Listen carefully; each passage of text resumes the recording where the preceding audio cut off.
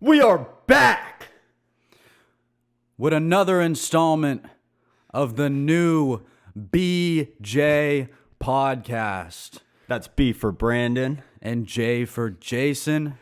And today we've got a pretty good one for you. We got a Kendrick Lamar bracket. It's March Madness season. It's the season of the Pisces. So if you know any Pisces, give them a shout out. Send them this video and let them know that we're thinking about them. Yeah, thinking about them. Mm-hmm. So, I was just telling Jason, but a week from today will mark the 10-year anniversary of Kendrick Lamar's magnum opus, in many's opinion, including mine, To Pimp a Butterfly.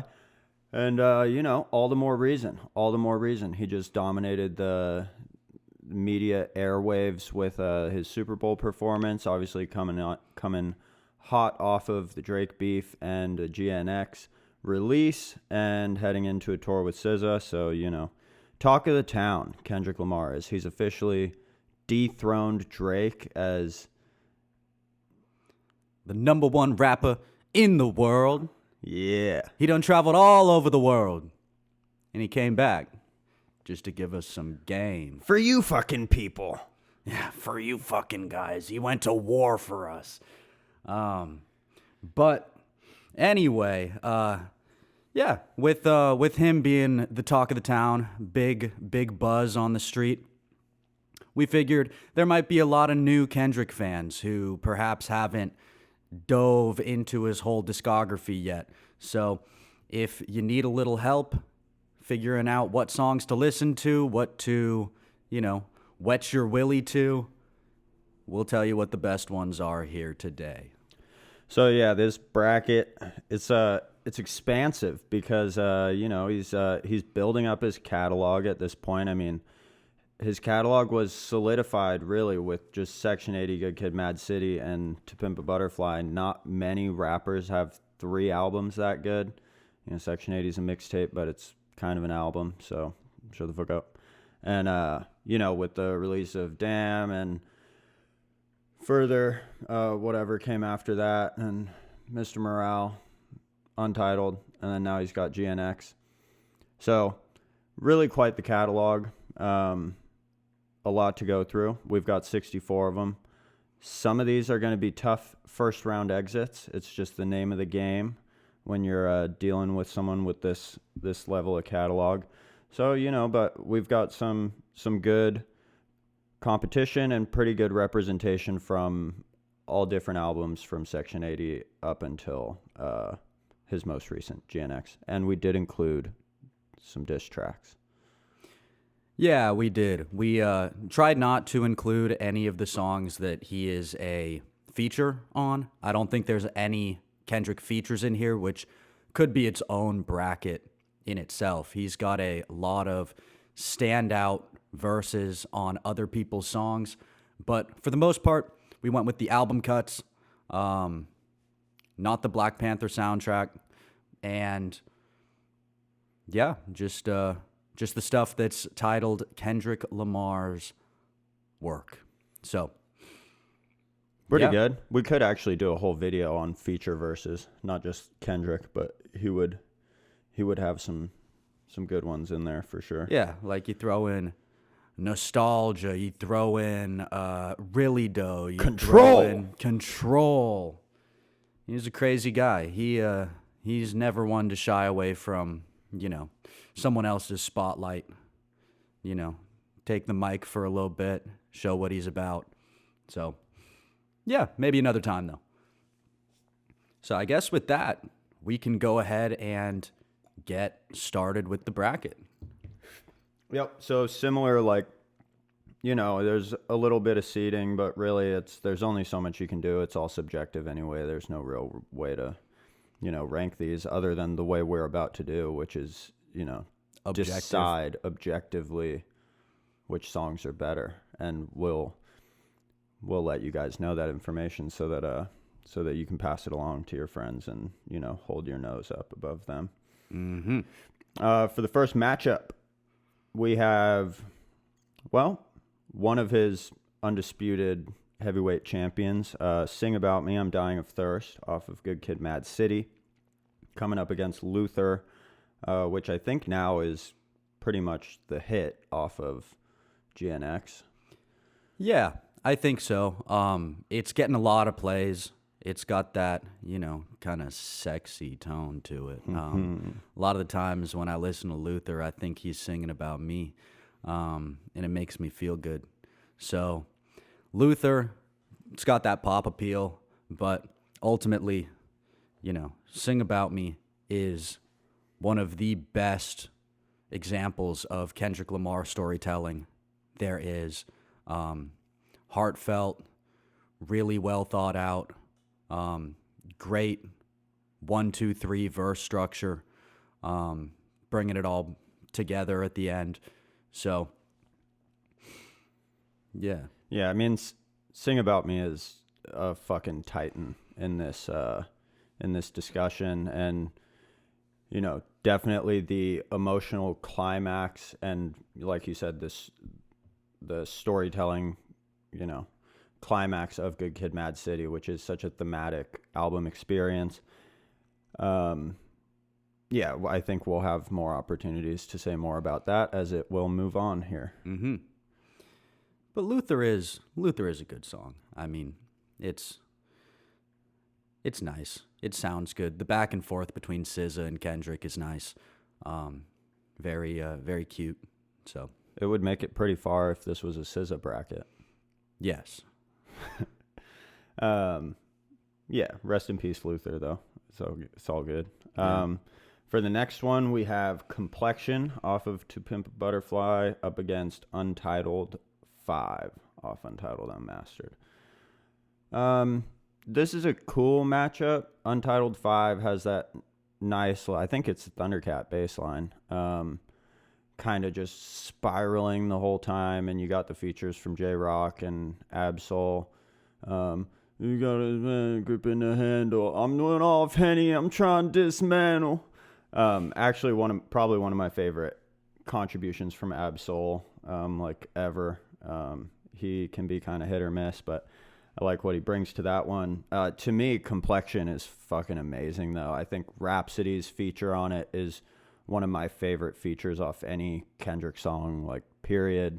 Obviously, just a really, really important message about loving yourself and, not letting the world beat you down or tell you you're ugly. Mm-hmm. Yeah, I think Complexion's got it over 05 for just having a little bit more of a heartfelt substance. Although 05, I really do like the imagery of, Taka vodka, pulling out the gat, and then seeing the baby jump in his arms and, having a change of morals. So, where Untitled 05 is a good song, I think Complexion carries a little bit of a deeper, more constructive message in some ways. So, yeah. And Rhapsody hits it out of the park. For sure. I will confess I did not know who she was before that feature. I think that might be the case for a lot of people, but I didn't either. She absolutely killed it. She delivered. This one's a tough one. I think it's kind of tough, yeah. We got The Art of Peer Pressure up against Cartoons and Cereal. Yeah, this one is hard. Both tracks having to do with Kendrick's youth, showing what he comes from, his upbringing. The Art of Peer Pressure is, maybe a little bit of an underrated track on the grand scale of Good Kid, Mad City, whereas Cartoons and Cereal was from that same era. Didn't make it onto the album though, and paints a slightly different picture, a little more youthful, rather than getting up to some hooligan activities with your homies. So honestly, I might to pretend I'm like the biggest hardcore out there, I might have to give it to cartoons, man. Slept on, man. People forget. People do forget. I sometimes forget as a, primarily an album enjoyer over like single tracks. These standalone songs can get kind of lost in the fray. But I would just say, with cartoons and cereal, you have the kind of production that's like explosive. It's like even his delivery with the fucking gun noises and, very hype chorus section or whatever you'd call that. The Art of Peer Pressure really is, like we're talking about Sing About Me. It's another one of these storytelling master classes, though, with this story of the B&E and I think probably purely songwriting, storytelling, I think the Art of Peer Pressure is stronger and more refined, more complete. But I'm cool with going with Cartoons and Cereal as a standalone banger, and and one of his, because that was also before Good Kid, Mad City, right? So that was kind of a taste of what was to come, and very experimental as well. So yeah, I'm cool with that. Okay. Yeah, we'll give it to cartoons. Although, man, it just when Kendrick says, "How about that motherfucker be like, do do do do do do do," that shit is fucking badass. So, yeah, hard to see Art of Peer Pressure go in the first round, but yeah, we're hardcore fans here. We're hardcores. Don't trip. And another one kind of for the hardcores here. We got Untitled 07 up against High Power. Skies falling, the wind is strong. Stand for something or die in the morning. Section 80. High Power. Yeah, I think this one is fairly easy. Levitate is cool, but Dude, LeBron likes that song. How does that affect LeBron's legacy?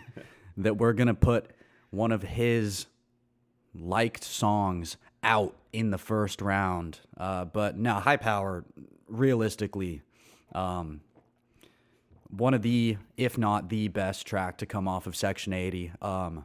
Really foreshadowed what was to come in Kendrick's catalog. Just showing like, hey, this conscious style of rap, I can do it. I can make it sound good. I can put together these historical concepts and, do it over a J. Cole beat. So, it's cool.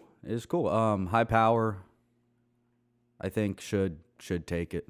Yeah, I do see it as kind of like his claim to the conscious rap throne, and it's kind of like a mission statement almost. Like you said, for what's to come. And we'll get into when we talk about some of his later stuff, but that is kind of the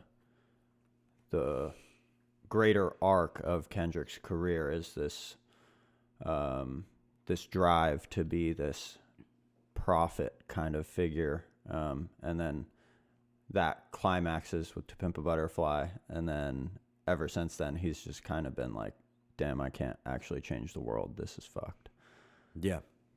But, that was when it was all positive for Kendrick, and he was very hungry to deliver that message, make a statement and make a change, and it comes through, and it's a certified banger. Yeah. He taught me who Marcus Garvey was. So. All right, High Power moves on. He has changed the world. He taught me some history. He's changed my world. Yeah. I would agree. This one's crazy. We gonna be all right versus fuck you, bitch. Nah, fuck you. Yeah,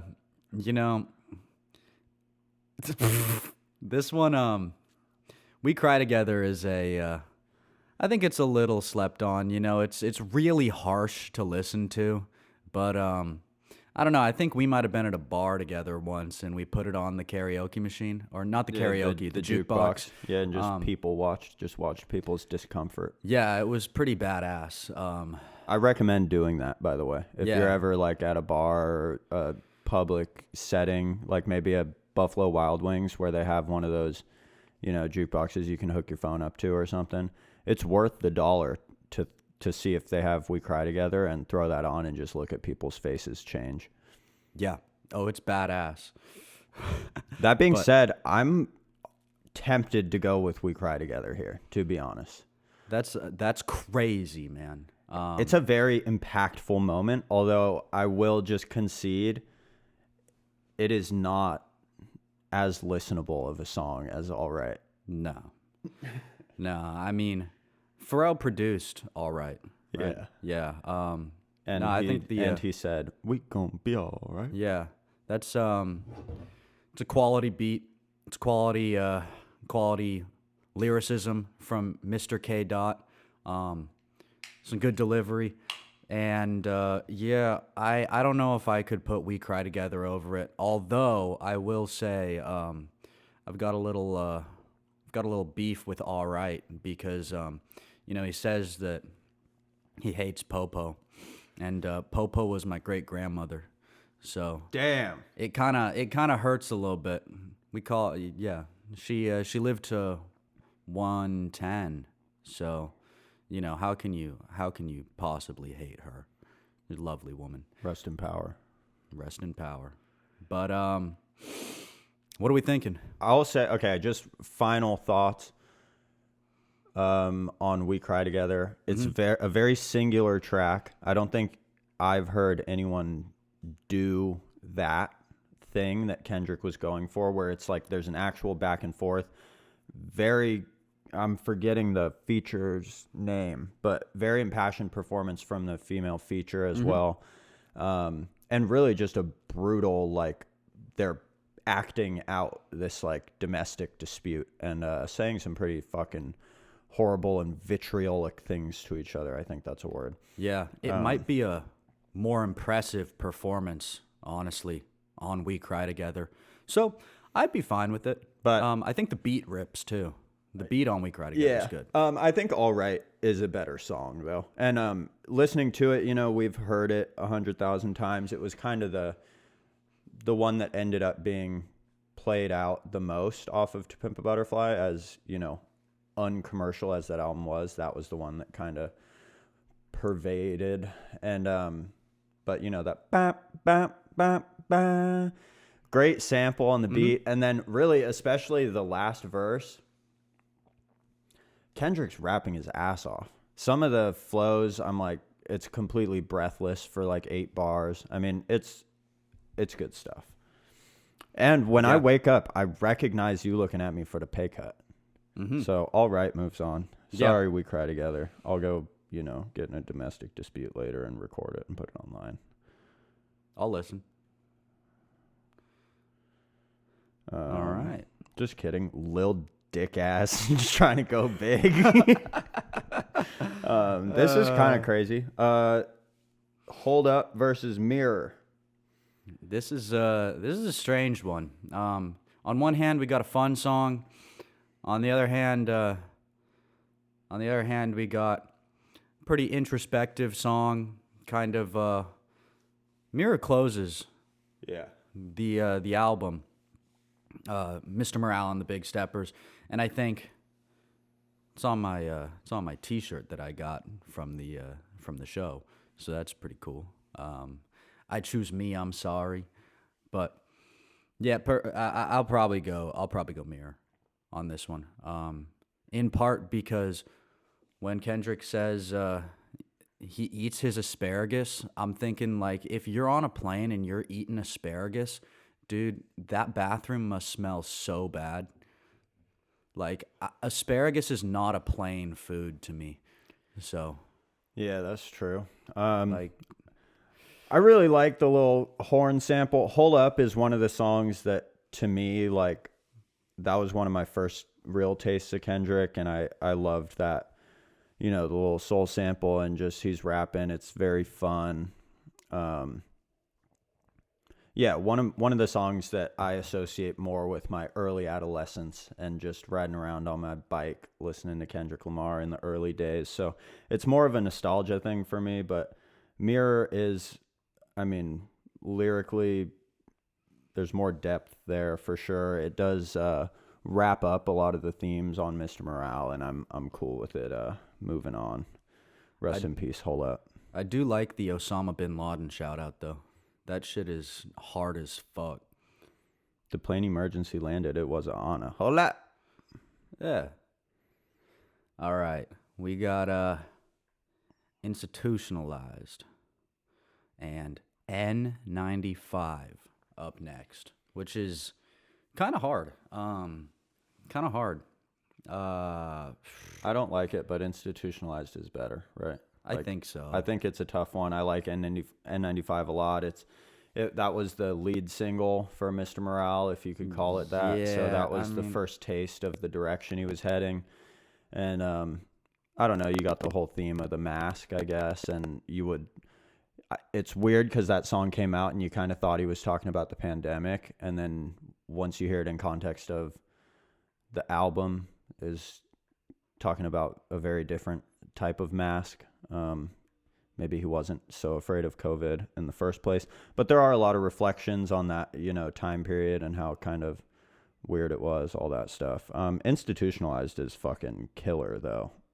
Really that whole like jazzy, To Pimp a Butterfly thing. You've got the Snoop Dogg vocal on there, and this whole theme of being institutionalized and, being a product of your environment, all that stuff. And I don't know that many people have captured those sorts of, concepts as well as Kendrick was able to. And, it's going to be hard to beat a lot of these T-Pab songs, to be fair. Yeah. I mean, with these two songs, I don't think N95 was that strong of a single, personally. I think, raps well, catchy hook, you're ugly as fuck. But, you out of pocket. Yeah, it's like, it was cool, but I don't think it had the replay value of Institutionalized.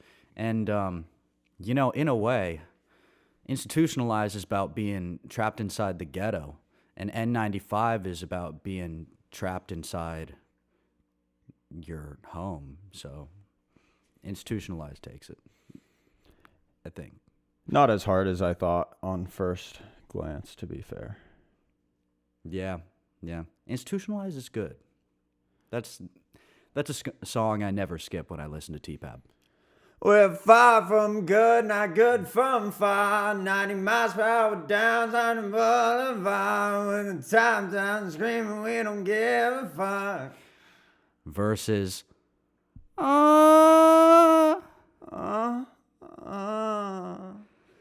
yeah, Ronald Reagan era versus These Walls. Honestly, these are pretty close in my opinion. These are pretty close. I would tend to think so. This is another one, like, those Section 80 songs really have a different level of nostalgia, I will say. Like, even though T-Pab is nostalgic in a way, but it's almost 10. But it's just the difference of those, like, 4 years. I felt like I was really a kid when I was listening to Section 80 versus, like, becoming an adult or whatever. And just the difference there of, like, actually associating it with, like, complete ignorance of childhood and, like, being just a complete dumbass. I didn't really know what the fuck Section 80 was about. I was just like, damn, dude, the fucking ghetto, bro. The ghetto. Ronald Reagan era is really, really solid. I do like the vocals on it, on the hook. Or is it just the intro? Whatever. These Walls is better. Yeah, I guess These Walls is probably better. Thematically, conceptually. You got the prison walls being compared to the vagina walls. It's pretty crazy. I actually included that. I've experienced neither. I included that I did a English project when I was at the JC, and I played These Walls as part of my presentation. We were talking about misogyny, and I don't remember how it connected, but we were talking about some yellow wallpaper, Facebook story, and I fucking nailed it. It was too long ago now, but you know, just carried on the metaphor of walls. And I forgot that the music video is kind of sketch, and I also forgot that the song opens with moaning, and so I went to put that on in my presentation, and everyone just fucking laughed, and I decided not to play the song anymore. But basically all they got to hear was the moans, and then I was like, oh, I don't know what I was thinking. Just forget about that part. That's all right. Any excuse to play Kendrick in the public school system is a welcomed experience. So, and that was walls. also, when you look into Mr. Morale and the Big Steppers and how he eventually ended up getting vulnerable about sex addiction and things like that, These Walls is some foreshadowing there. When he's talking about revenge fucking some... Who's the guy? Is it the guy who killed one of his homeboys? And he's like, well, I'm going to fuck your lady while you're in prison then. Yeah, I think so. That's the Cliff Notes. Yeah. All right. I would like to say this one's hard, but it's not. We have How Much a Dollar Cost versus If I Gotta Slap a Pussy Ass Boy, I'm make it look sexy. Yeah, Element and How Much a Dollar Cost coming out of that 2015 to 2017 Kendrick Lamar era. Element, I think, solid song, It's fun. It is a fun song. I think the verses go pretty hard. I think, I'm not crazy about the hook. Kind of like N95. It's a fun hook.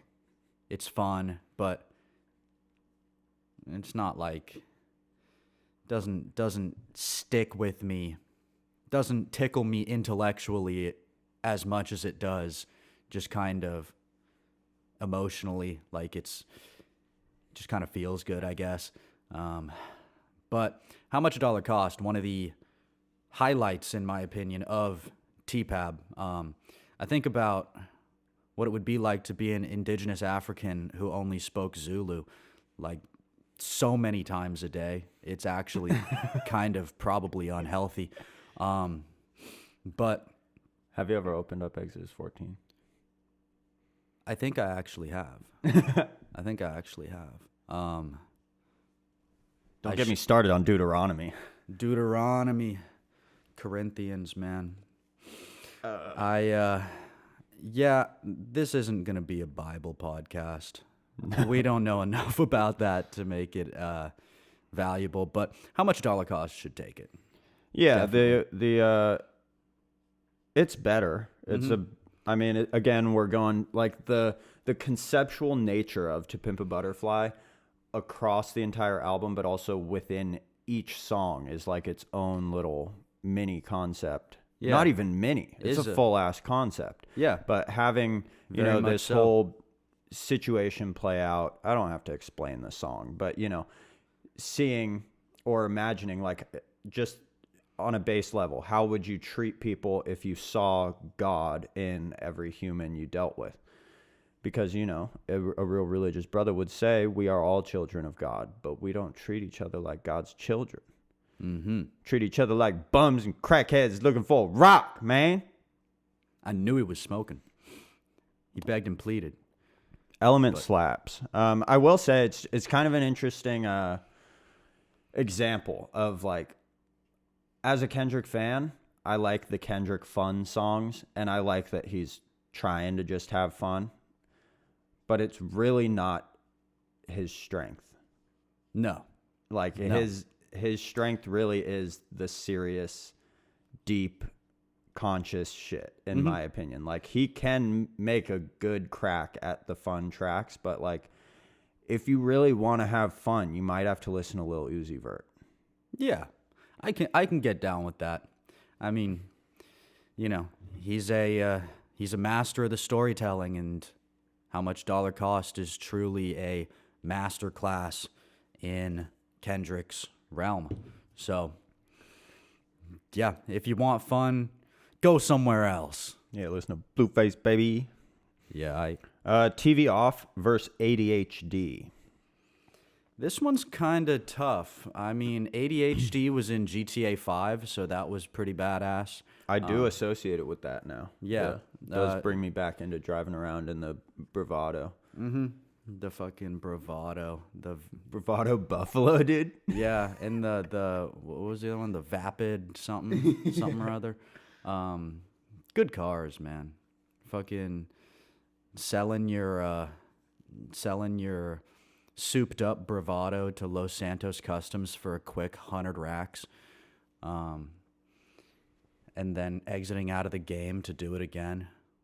Good old days. I'm just gonna say ADHD takes it. TV Off is a great moment. It was cool seeing him play it at the Super Bowl. I like the song. It's one of the bangers off of GNX. But between the fact that it's basically, you know, a formulaic copy and paste of Not Like Us, and there's other moments like the homage, you could call it an homage or whatever, but he rips Kick in the Door at the beginning of one of the verses. Ain't no other king in this rap game, there's siblings. It's like, bruh, I mean, ADHD was a fully original and like great song and idea, something that, you know, talking about the 80s babies and the crack pandemic, epidemic. Yeah. It's I think better. ADHD is more focused. I think TV Off in the context of the Super Bowl. It's, you know, the Super Bowl and Kendrick knowing that he was going to play it adds some, you know, quality to the song. But if it weren't for the Super Bowl, I don't think TV Off stands up quite as well. It was a high aura moment for sure. It was a lot of aura. He was clip farming. All right, as I think, trying to accelerate slightly here. Father Time and Hood Politics. This one's fucked, though. Like, I could talk about both of these songs for 12 and a half minutes. Yeah, this one is tough. So I'll spend some time talking about Hood Politics because I'm going to vote to eliminate it. Yeah. Very cool. I remember him rapping, doing like, I think it was the last time he did like radio appearance. It was before To Pimp a Butterfly, and he went on Big Boy's radio station and he rapped the Democrips and Republicans verse as if it were a freestyle, you know, and then later we would hear it on the album, but whatever, either way. I remember the internet going crazy over the Democrips and Republicans, and it is a really, you know, another really solid track. And you better not be on some weirdo rap shit. No socks and skinny jeans. Call me on Shaniqua phone. That is classic. That is classic. A truly iconic track from To Pimp a Butterfly. But yeah, Father Time, I think it's hard. It's hard. I would probably say Father Time goes a little deeper. It's a more vulnerable side, for sure, of Kendrick versus kind of the jaded hood persona. Although, yeah, man, we can give it to Father Time. Hood Politics is good though. Both great. I would say. I'm not crazy about the hook on Father Time though, if I'm being completely honest. Are you crazy about A1 since day one? No. Yeah, you're boo-boo, dude. It's solid though. I do think it's a little more quotable. I haven't integrated boo-boo into my, you know, everyday vernacular or anything, but you know, I like it. Anyway, next up we got Fuck Your Ethnicity and I. Boom-dum-dum, boom-dum-dum. Everybody's on your hands right now. If you don't give a fuck, throw your hands right now. Boom-dum. Black, white, Asian, Dude. Hispanic, god damn it. Really great beat. Really great opener to Section 80. I love I love Fuck Your Ethnicity. And that's almost, You're sitting around the campfire. it's almost like a Complexion-esque message, same sort of deal. I would say that to me, impacted me a little more. I remember that coming out as the lead single for To Pimp a Butterfly. I do prefer the single version to the album version if I'm just going to listen to that song. But, the live performance version on the album serves its purpose within context, for sure. Yeah. And yeah, I do like the little, I promise, Dave, I never used the phrase fuck. Think about what you saying. Fuck. That is good. The little freestyle-esque outro to that song. It seems to allude to sucka N-word by Tribe Called Quest. Hey, sucka, whatever you are. Just this kind of meta commentary on the N-word and, what's going on. It's definitely not my place to speak on it at all. So yeah, I mean, as a couple of non-black folks talking about very black stuff, it's pretty sick. I can appreciate it. Yeah, I appreciate where he's coming from. I'll let you pick here. I could go either way. I'd probably lean towards I. I would too. Although, yeah, Fuck Your Ethnicity is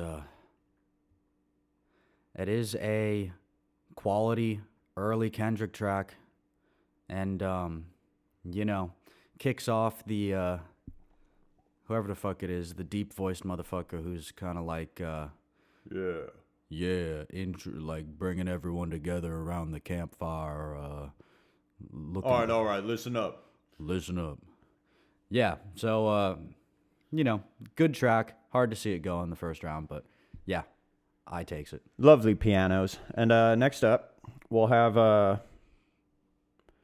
I'm just a bad person or something, but one of my least favorites off Good Kid, Mad City up against Euphoria. That's Bitch, Don't Kill My Vibe. Nasty word, bitch, by the way. Yeah. I was doing a little reading recently. I was reading Grapes of Wrath, and they refer to a female dog as a bitch, and I'm like, man, that is a harsh word to call a little pooch. But nonetheless, Bitch Don't Kill My Vibe, pretty good song. I wouldn't say it's phenomenal. The album cut, the remix, Kendrick raps his ass off, and if we were talking about the remix, I think it might take it. It'd be a real case but there. Euphoria. Man, fuck all that pushing P. Let me see you push a T. That shit is hard as fuck. So I could give it to Euphoria. I think it's the best song to come out of the beef. And yeah, so, I would agree with that. I got a Benjamin and a Jackson all in my house. Like I'm Joe okay. Yeah. Dude, for some reason, the standout line to me has always been, have you ever played? Have you ever? Okay, let's play. It is pretty good. I do. It's just so it's like Jigsaw. It's like a Saw 4 moment. Okay, let's play. What is it? There's a handful of lines in that song that just like replay in my head when I'm not doing anything. And I'm like, after a while, I had to entertain myself to not just like replay lines over in my head. But no. Euphoria, great replay value, hard hitting, brutal diss track. So yeah, takes it. It did get a little bit overshadowed by the absolute international banger status of Not Like Us, but I do think that time will tell and Euphoria will be remembered upon as one of the great diss tracks in hip hop history, as being the initial full track as well. Mm-hmm. I do think that the beef was actually over at that moment. And I think a lot of us knew that already, but if you take it there, I'm taking it further.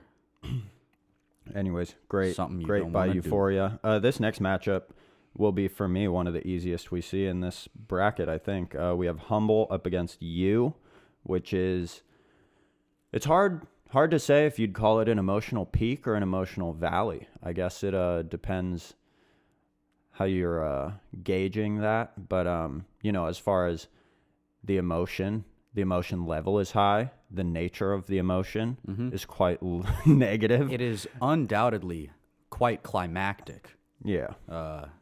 It's a tough listen, but artistically, I think it's more creative.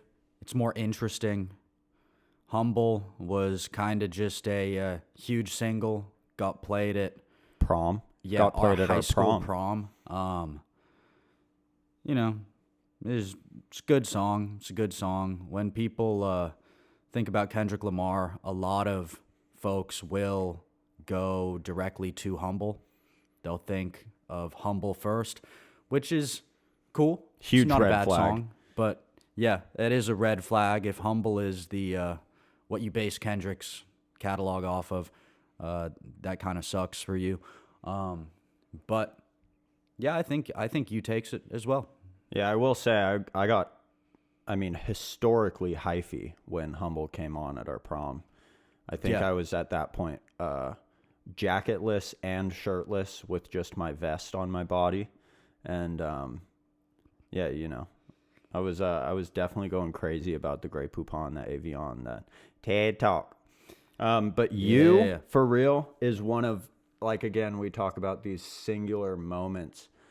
You is a song that no one else has made or could make, I think. Like, it's absolutely fucking, like, it'll eviscerate your insides listening to it in the right state of mind. You're the reason why Mom and him leaving. It's not even self-reflection, really. It's like self-destruction in a way. And also shout out to Kamasi Washington with the providing the horns. They really give this this feeling that you are witnessing someone spiral out of control completely. And great drunk delivery too. Yeah, totally. I was gonna actually. That's something I was thinking of. We'd always kind of, or at least me as a fan, we had on the previous album, we had swimming pools. We had songs like ADHD where the message was always kind of one of sobriety from Kendrick. And this is a moment where we see him fully vulnerable. You hear the gulps out of the bottle and glass breaking and stuff. And it's kind of felt like a moment of him truly opening himself up to the audience of, like, as this flawed individual with struggle. And you have the, if I told your secrets, the world and no money can't stop a suicidal weakness. Amen. That's super raw. Super it is. Raw. This next one, bro, what do you think? Auntie Diaries up against Shireen? Yeah, that's tough because, like, my auntie is still my auntie. So it's hard to put myself in the shoes. I mean, I can be but I know about fucking taking the van to Shireen's place, you know? It's hard to say. One kind of resonates more with me, but one definitely pulls on the heartstrings more. I guess I could give it to Auntie Diaries, but Shireen is another one that gets kind of overlooked sometimes, but I think really solid track. Shireen is one of these that, like, to me, it is an album cut in the sense of the word. Like, it's a perfect intro. I wouldn't replace it. I wouldn't change it as the opener of Good Kid, Mad City. I think that Auntie Diaries serves its purpose on the album and also stands on its own a little better. I would lean that way. And also, as a cisgender, mostly straight male, I would say that hearing somebody, reflect upon sexuality, not just that, but orientation and identity from a third person and using these loved ones, of them, and basically detailing his coming to acceptance, I think is another very raw and vulnerable moment, and one that a lot of people would be too proud or too scared to actually put out there because of the risk of, he's exposing that basically his previous flawed way of looking at these things, but I think provides the just the human element of how, it's easy to put yourself at arm's length from these issues when you aren't, closely connected with anyone affected by them. And as he has these, loved ones who are transitioning or whatever, and watching them and being like, I didn't actually look at them any different, but I didn't think I was hurting them by saying faggot or whatever. And then having this full circle moment at the end. I just, I do think it was very, what would you call it?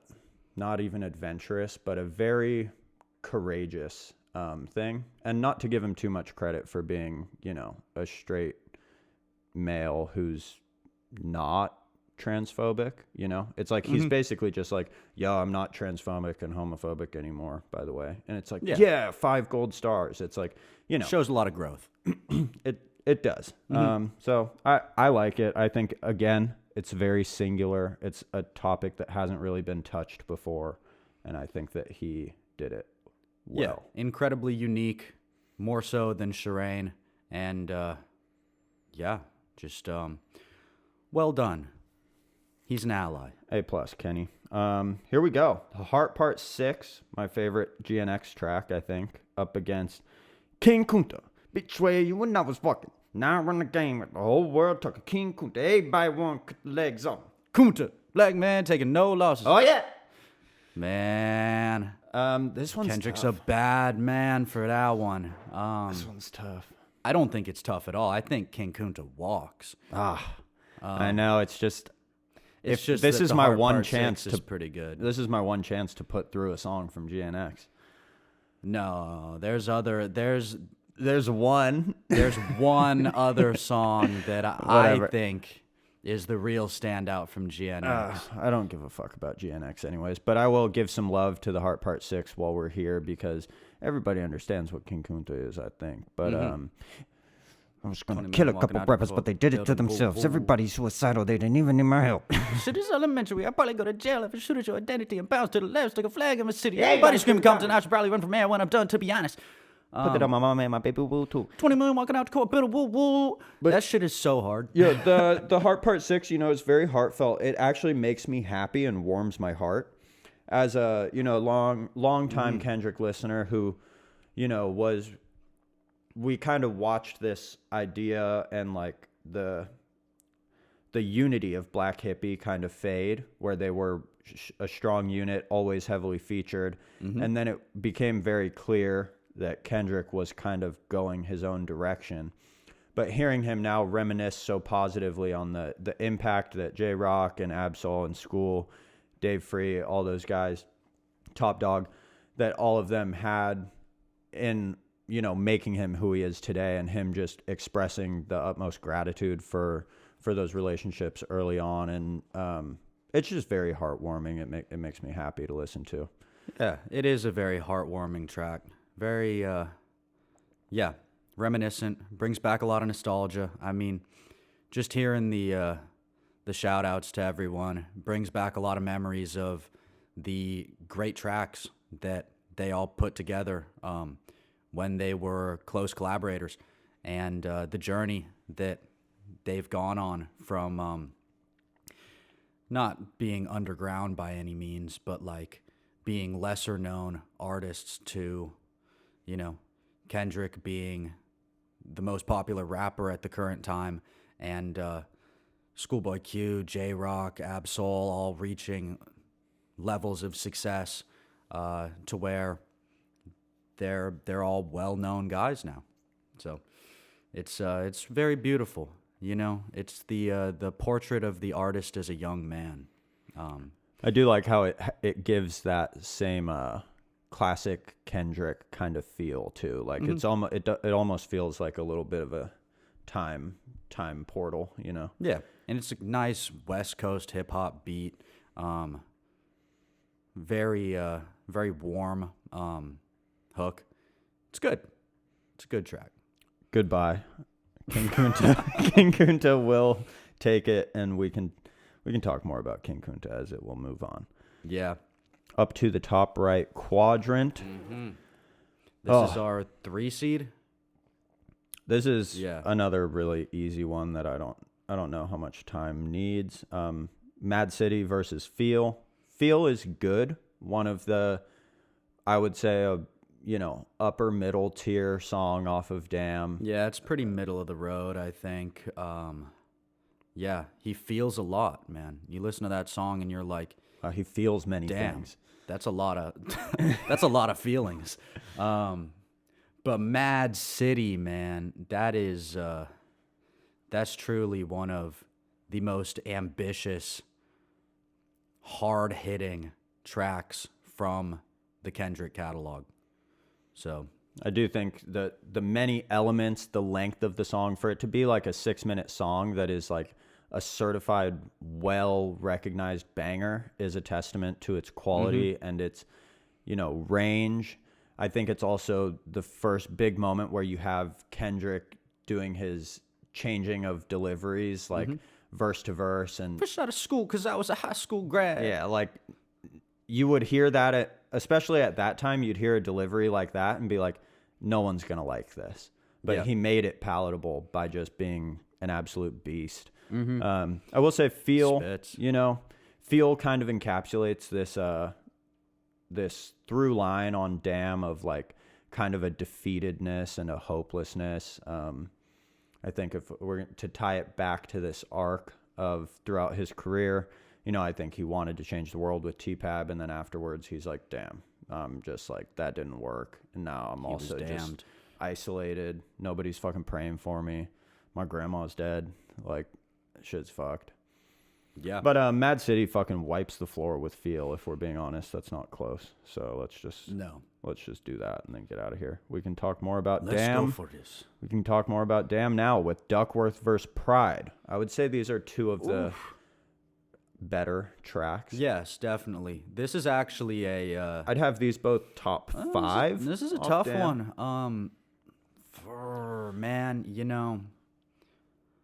I think the production on Duckworth is a little more interesting, maybe, although Pride is one of the better produced songs. You think so? More interesting? No. Duckworth's more straightforward, I think. I don't know. I think the layering of the vocal samples and, I think the verse on Duckworth, it's really just one verse. Really. If Anthony killed Ducky Talk, I'll be serving life, and I grew up without a father and die in a gunfight. Yeah. The album is not the album without, either of them. They're two very, important This tracks. is hard. Pride is really good. Maybe I give it to Pride, but I think Kendrick raps better on Duckworth. I think the rapping performance is better on Duckworth. It's a more, that's what I was kind of getting at with, like, it's a more straightforward rap song. Right. Pride is really experimental and weird and trippy. It is very psychedelic influenced with some of the, what is it, like the synths behind, like, I wasn't taught to share but care, Yeah. That shit's It kind of sounds like a downward wavy. spiral. Yeah. It's bad trip vibes. I would go Pride. Yeah, we can go Pride. We can go Pride. Duckworth is sad to see go so early, but not that sad. No. It's solid, but Pride is, I think Pride, definitely should take it. Well, let's go for that. Let's go for it. This one, Good Kid, coming up against Po Man's Dream, which might be my sneaky favorite off of Section 80. I actually remember a specific time we were like laying on your trampoline. We were all having a sleepover, laying on your trampoline and looking just like up at the night sky and probably vaping. We were like 14. And I just remember putting that song on and just the beat is just so nice. It just sounds like warm vintage. It just sounds like you got a nice blanket on and you're on a couch. Mm-hmm. It's a bad description, but it is just very feels so dreamlike. good. And then just smoke good, eat good, live good. And I think it it gets at this interesting thing of where,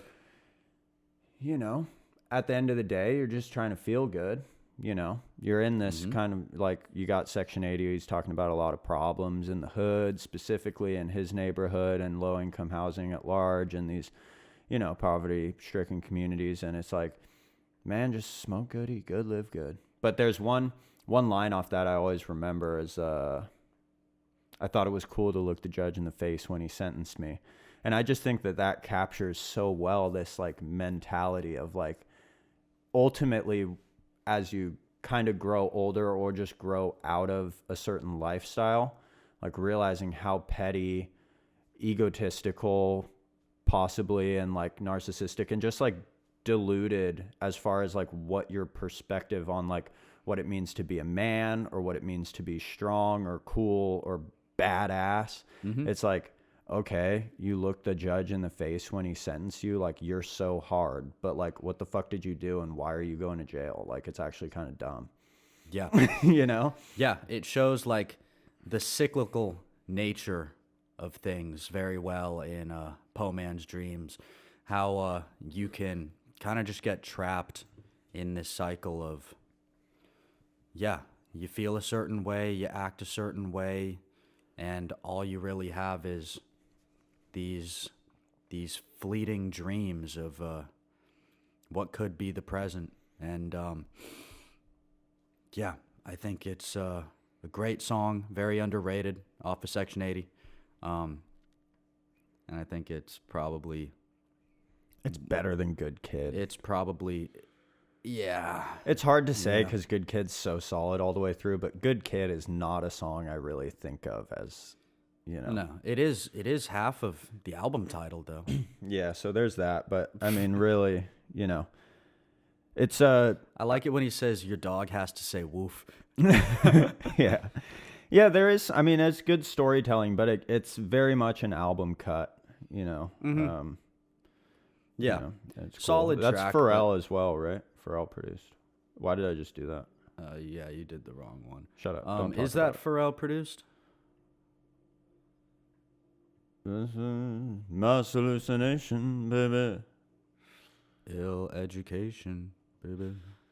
Wanna reconnect That's enough with on your that. elations. I think This is your station, baby. I think this one's hard for me personally. Untitled 1 is one of my favorite Untitled tracks. Ooh. A crazy ass rapping performance. But then we have United in Grief, the opener off of Mr. Morale. Kind of a crazy mission statement of what you're gonna get yourself into listening to Mr. Morale and the Big Steppers. Lyrically, a lot to digest. We were just talking about how it's actually hard to fully reach the depths of that song. It's very dense. Yeah, And it is. instrumentally fucking bonkers. Yeah, it's not something that that you put on when you're trying to just vibe to some music. It's really some thought-provoking, experimental instrumentation and very ambitious delivery and lyricism. I don't even know if I fully understand it, honestly. But 01 is...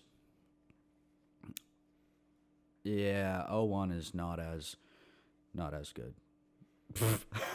I do love it. Like, it's this whole Day of Judgment kind of thing. And it kind of, like, there's something about the production and, like, the way it sounds combined with what he's saying where, like, it really does sound like the earth is opening up and swallowing the sinners. Yeah, I think... It's crazy. And I I seen also it vividly jogging my brain memory lifelong.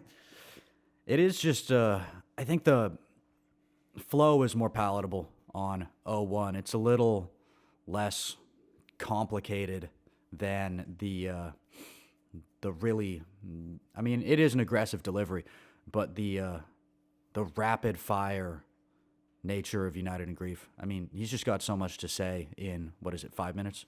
Yeah. I do think United in Grief has to go on. Yeah. Yeah, I think so too.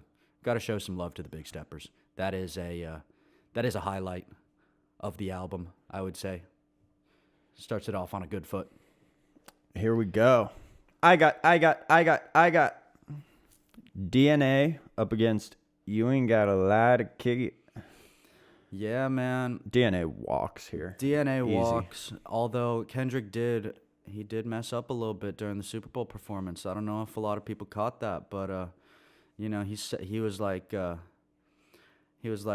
I was born like this, it's one like this. Yaoshua new weapon. I transform like this, perform like this. Was Yaoshua new weapon?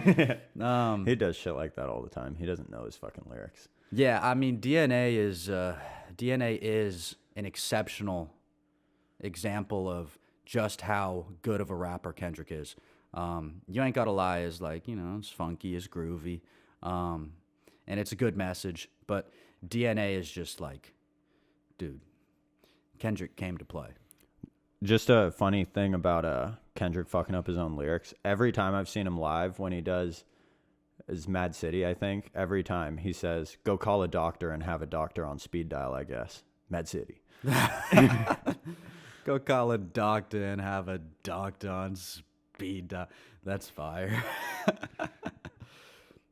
But yeah, DNA is crazy. One of his like goated rapping performances for sure. You Ain't Gotta Lie is cool, but as far as To Pimp a Butterfly goes, it's, it's good. Yeah, it's good. There's no bad tracks on that album, but so, I mean, like, it probably falls like lower middle of the road. Yeah.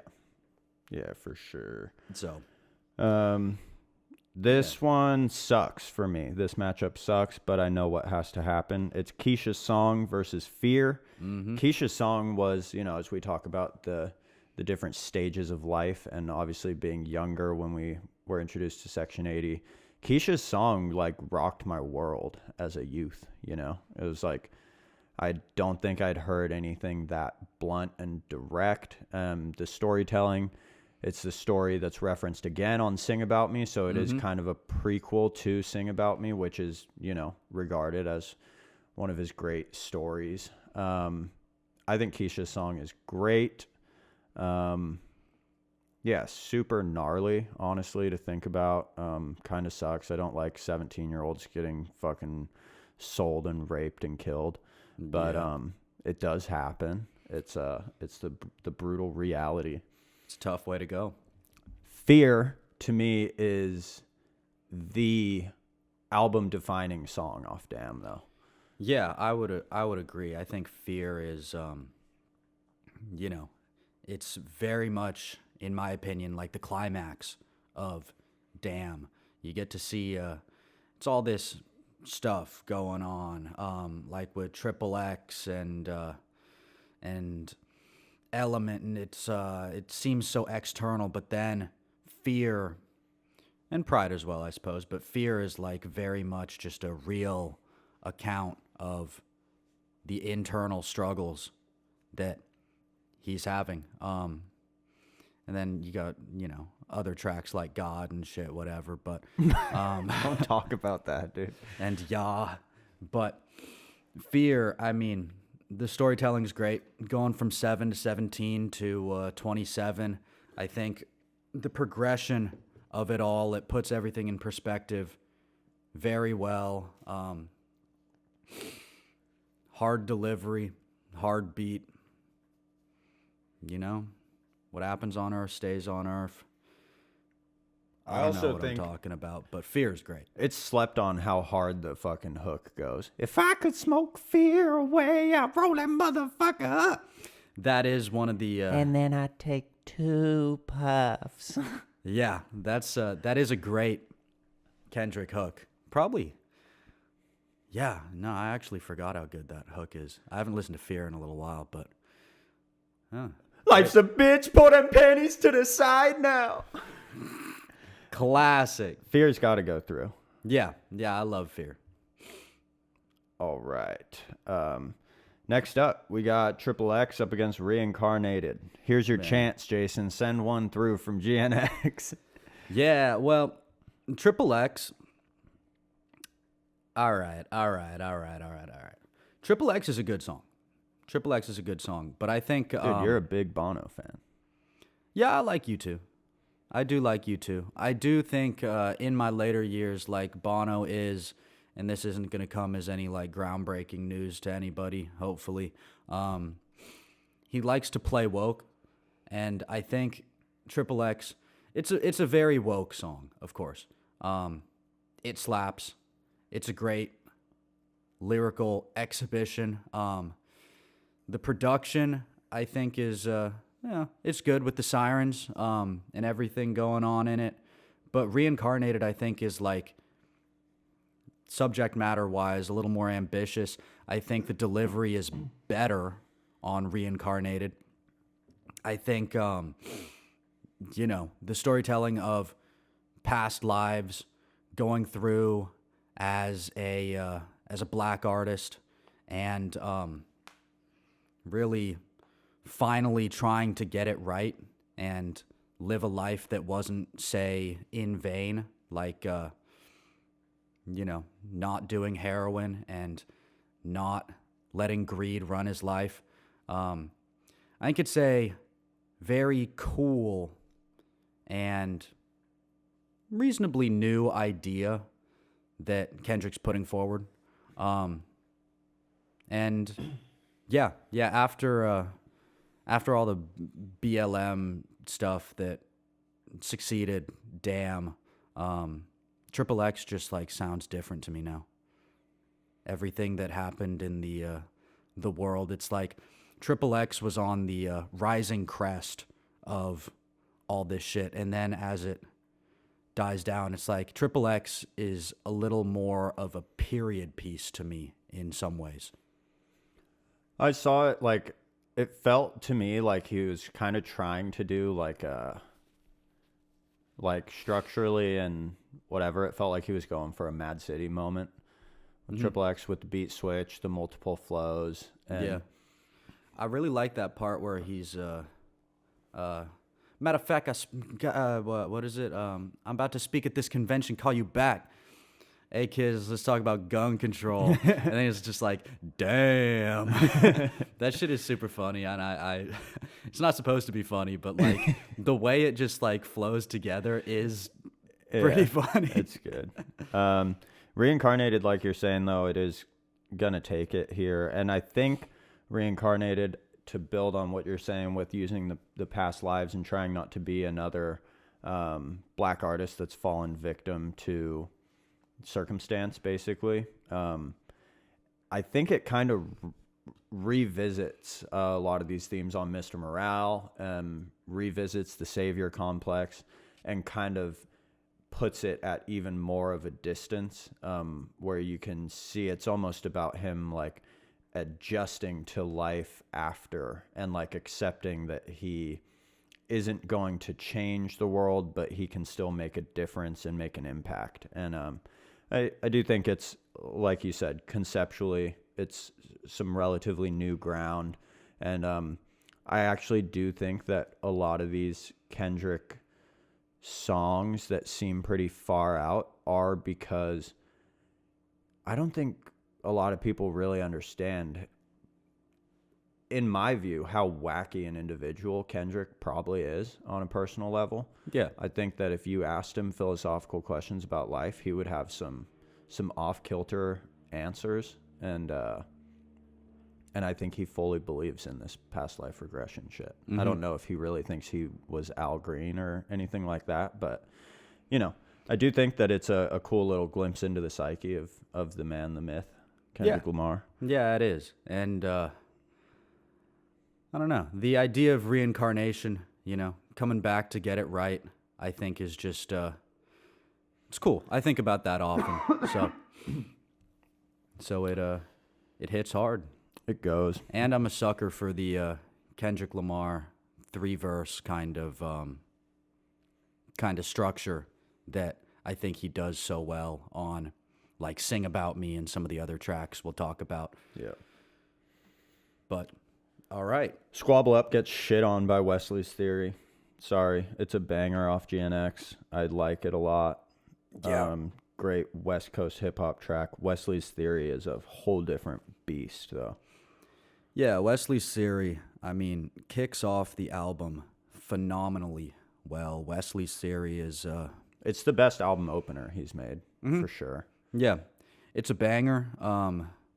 It's more ambitious. It's more interesting. I mean, Coming off of kind Good of Kid- all the things. Coming off Good Kid, Mad City, and just hearing the crazy live instrumentation, the jazz, all that shit, like, it's hard to put myself back in the position of listening to that album for the first time, but it really was a good, like, okay, here's what's about to happen. Like, you're in for something that you're not expecting. And and now, obviously, you know, we can look at it as like, oh, yeah, it all makes sense. But really, it's a crazy fucking song, crazy ambitious, and a lot of the themes that he's touching on, obviously, revolving around this kind of black artist being exploited and, you know, trying to pay his taxes and stuff, you know, obviously referencing Wesley Snipes in the title. But, you know, and then the little dialogue with Dre in the middle is pretty funny and a nice little interlude. That is nice. I love it. Wesley's Theory is hard to even describe, but it's gonna move on. Wesley's Theory takes it. You know, Squabble Up is cool though. Squabble Up. It's got a good music video. Money Trees up against Count Me Out. I'm just gonna say before we fucking butcher it from this bracket, Count Me Out's one of my personal favorites off of Mr. Morale. I just like it a lot. It's you know, kind of positive in a way. It's just like, you know, whatever. Fuck you, basically. Yeah. Count Me Out really didn't stand out to me too much on my first few listens to Big Steppers, but yeah. So I mean, my opinion on Count Me Out isn't quite as high. That being said, Money Trees is certainly a standout on Good Kid, Mad City. An objectively better album. Yeah. So, yeah, I mean, phenomenal feature from J-Rock. One of the best verses on the album. One of the best features, like we talked about Rhapsody. Again, J-Rock on Money Trees is one of the best features on any Kendrick song and probably on any fucking hip-hop song in the last, you know, couple decades. So yeah, I mean, killer rapping. How many other dudes you know talk about dungarees? Bacon, soda, Yola whipping. Ain't no turkey on Thanksgiving. My homeboy just domed it. That was a close one. I'm going to pass away. All right. Money Trees. Yeah, Money Trees. Dude, I was thinking about it, though, and, like, on the deeper level, like, conceptually, Money Trees are the perfect place to shade in. That is true. You get paid. That's just how I feel. That's fair. Oh, man. All right. Now we got all right. This one I think is a little tough, actually. We got The Heart Part 5 versus Untitled 08. And I know where I'm leaning, but in part I think it's because one of them I've just heard so many times. And the song in question would be Untitled 08. I think The Heart Part 5 is fresher to me. I think it's, I don't know, a little more unique. I think I like the callback to fucking, who is it? That's a Kanye flow that he took.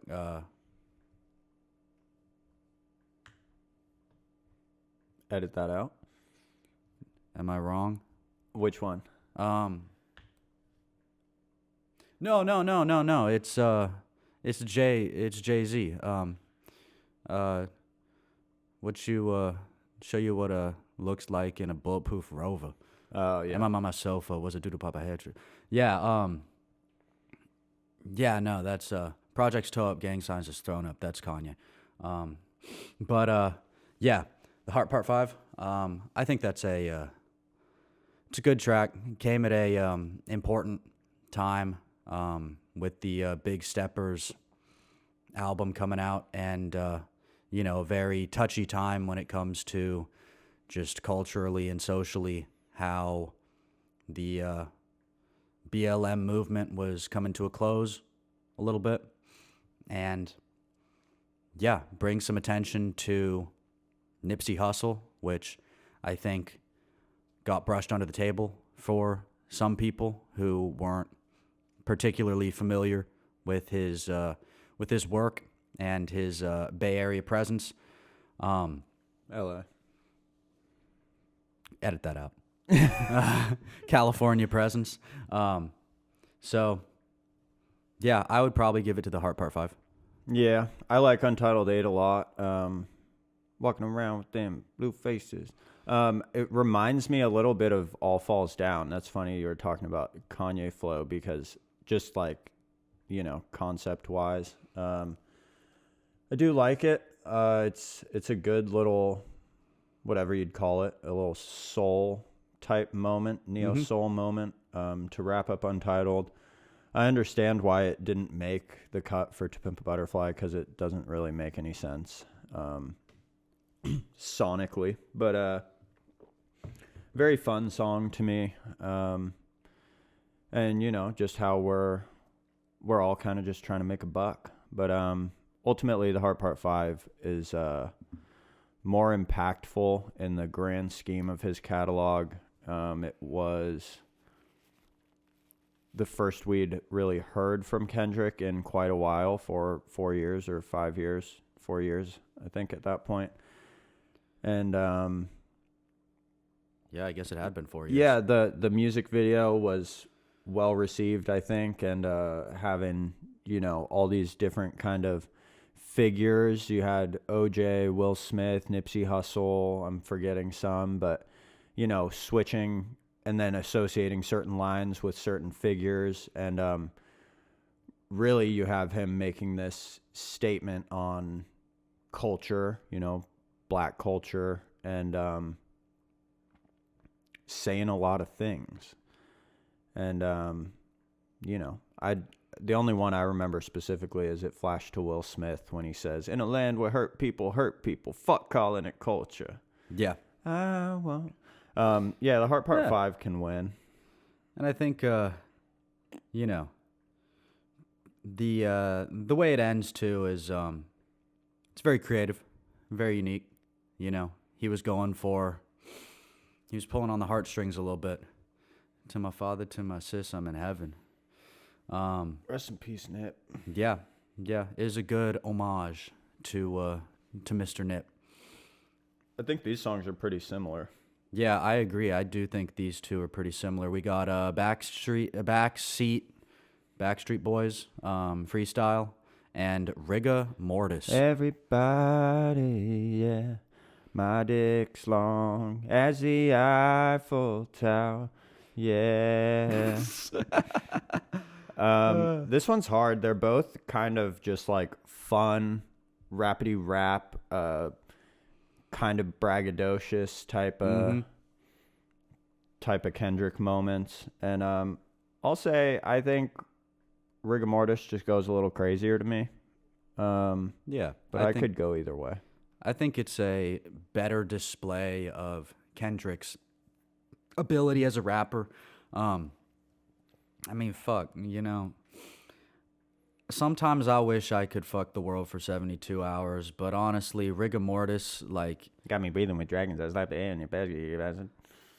Yeah, like, I think Rigor Mortis just hits a little harder. I would go Rigor Mortis. The beat's crazier, too. I think the beat's more memorable. Backseat Freestyle is more standard, like... You know, I think it's meant to be generic beat you'd throw on in the fucking van so that your stoned or drunk homies can freestyle. Yeah. Rigor Mortis will go on. Yeah. Here we got we have Mr. Morale and the song that follows it immediately in the track listing of Mr. Morale and the Big Steppers, Mother I Sober, which is, to me, another one of these highlights off of Mr. Morale and the Big Steppers. Mr. Morale is great. I would give the edge to Mother I Sober as an emotional peak. Yeah, I would agree. I think Mr. Morale is probably the biggest banger off of. Yeah. Yeah. It's probably the biggest banger off of Mr. Morale. But Mother I Sober is it's another heartfelt Kendrick doing what nobody really does. Something that, only he seems to be willing to put forward in his moment of vulnerability. So, yeah, I like Mother I Sober taking it. Yeah, I mean, and just, to not, obviously the, generational trauma as the main theme there, you just get this really, like, wounded delivery out of Kendrick that I think is very, very hard-hitting. And then this refrain of, I wish I was somebody, anybody but myself, just fucking, just grab my heart and rip it out of my chest. Why don't you do that? We'll send it through. Cool.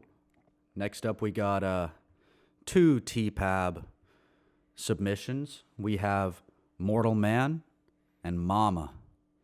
I'm one that is very partial to the production by Knowledge on Mama. It's one of my personal favorites off of T-Pab, and that's just my pick. I also think that topically it's really interesting, using Mama as this kind of, Mama motherland, talking about reflecting on his trip to South Africa and a conversation with a boy he had there, and I think really encapsulates this thing that Kendrick does so well of taking a moment and then making something, much larger out of it. Mm-hmm. A younger me would probably say Mama should go here, but Mortal Man, I've come around to Mortal Man quite a bit in more recent years, and I think if we're excluding the interview portion of the song, I think it just it's a real slapper, Mortal Man. But I think Mama is maybe a little more interesting. Mama provides a little, I don't know, a little more insight into Kendrick's trip to Africa. And Mortal Man kind of talks about Michael Jackson, which, apparently he wasn't. I don't know. Do you think he touched those kids? I mean, he gave us Billie Jean.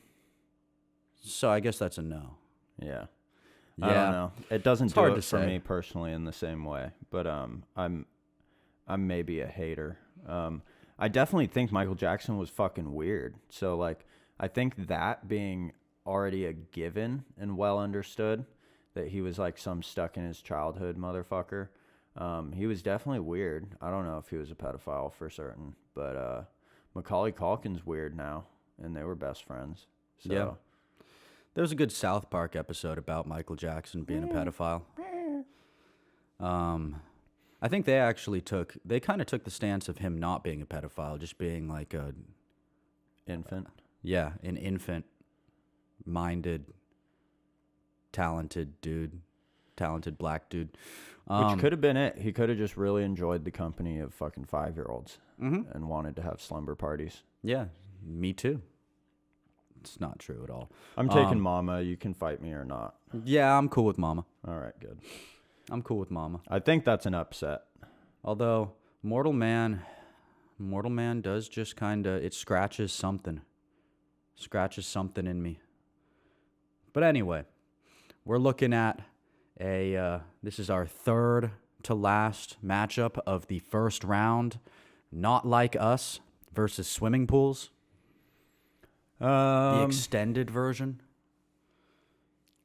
Yeah, I mean, Swimming Pool's one of those songs that you would hear a lot during the Good Kid, Mad City era. One of the radio-friendly cuts for sure. And Yeah, that was a single, right? I like the irony of having this song that is, you know, actually about, you know, his family members who he's witnessed fall into alcoholism, and also the general, you know, use of alcohol to numb pain in, you know, particularly in his community, and how he sees that happen around him. And then it turns into a fucking white girl drinking anthem, like, is pretty hilarious. Yeah. So I like that on a meta level. Mm-hmm. Yeah, I think it is very meta. And yeah, like I mentioned in the a little intro of this matchup, I think the extended version, I mean, really brings it home. You know, the all I have in life is my new appetite for failure, and I got hunger, pain, and growing, and do it sound familiar. That shit really just like drives home that irony of the song, telling you that really, if you're listening to the song, it's not a drinking anthem. It's like quite the opposite of that. And I think he disguised it so well as, like you said, a radio friendly and, you know, popular kind of song, you know, being the single. It was just a very smart, it was a smart performance from Mr. Duckworth himself. It's definitely like a levels above kind of moment where he's like levitating above the masses and like pulling strings. Yeah, it's kind of big brain. Yeah. It's a little this is where you can start being pretentious to your friends. You start talking about swimming pools, and then and then they're like, "Whoa, dude, calm down." We really have like a similar thing happening on Not Like Us though, where it's this club banger, and then he's just actually got stadiums full of people yelling A minor about Drake being a fucking creep. Yeah. Not Like Us is good. Not Like Us is good. It, like we mentioned before, you know, it's no Euphoria, but it is probably the next best song to come out of the Beef, and it's fun. It is a fun song. It's a banger. Some great quips. I like the call outs of Lamar and Serena. I think, you know, for what it is, it served Kendrick very well. I like the change of the times here, and I like this opportunity to be old heads in the Kendrick fandom, because there's a time that I can remember where Swimming Pools being one of your top picks for Kendrick would make you a normie fan. But now the normie pick here would definitely be Not Like Us, and we could be old heads and take Swimming Pools. I think we should do it. Yeah. I think it's righteous as well. I think that especially when within Swimming Pools is another one of these that's like totally serves the album. It leads us into Sing About Me, and also stands alone really well as like a concept in and of itself. So I do think Swimming Pools can take it, but they are Not Like Us. Yeah, you got to remember that. Here we have Untitled 2 up against For Sale. I said, you ain't know nothing about Lucy. I said, you crazy. I really fuck with For Sale. But O2 is also, I mean, it might be the best Untitled song. It's the one I go back to the most, probably. I think about it like, you know, me and Top is like a Kobe and Phil, the father figure. Fuck with him, you get killed. Fuck with me, kill you is TD eat him off of you the West. I will say there's a live performance he did on, like, I don't know if it was on Colbert or like some TV performance where he does that song and there's a super like building of intensity in his vocal delivery. And because of that, sometimes when I'm listening to the studio cut, I'm like, the subdued delivery during that, like, it's the best like lyrical part of the verse, but starting with so many plays on me, I finesse, fallacy, views with some sex. Like I don't prefer the subdued delivery that's on the actual, studio release. But when I'm rapping it in the car, I can still do the hype version, and then it feels like everything's in its right place once again.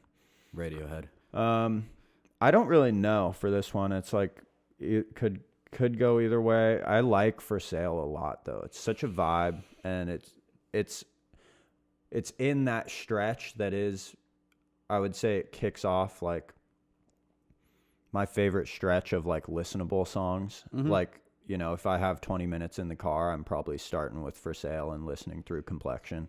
Yeah. Yeah. So I don't know. I could go either way. Truly, I can't. I think it's a toss up for me. I'm fine with For Sale. All right, let's just send For Sale through, but let's acknowledge Kobe and Phil. Rest in peace. Phil Jackson's still alive, but fuck him. He's still around. All right, a couple of dark ones up against each other in their own ways. We have Meet the Grams up against Blacker the Berry. Oh, man. Both kind of controversial, I think you could say. Yep. Meet the Grams might have left some people feeling like he went too fucking hard. And I know that Meet the Grams gave Drake fans that were listening with an honest set of ears probably nightmares, like lucid dream style sleep paralysis, wake up in a cold sweat and nightmares. Yeah, Kendrick really became the boogeyman with Meet the Grams. That's a hard one to swallow. The menacing production from The Alchemist there. Yeah, that just it's sketch. That one kind of just hurts to listen to. I think when you say people like Drake should die, to his direct addressed to his mother. That's rough. And then Dennis is a horrible fucking person. And then that's yeah, and then telling his son, I'm sorry that man is your father. That's badass though. Yeah. That one was probably deserved. It's pretty cool. Yeah, Meet the Grams, man.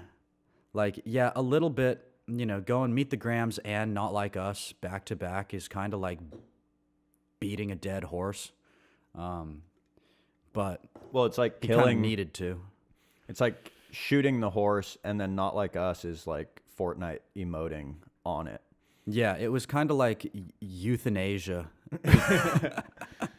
Fortnite emoting. Yeah, he hit the orange justice on him.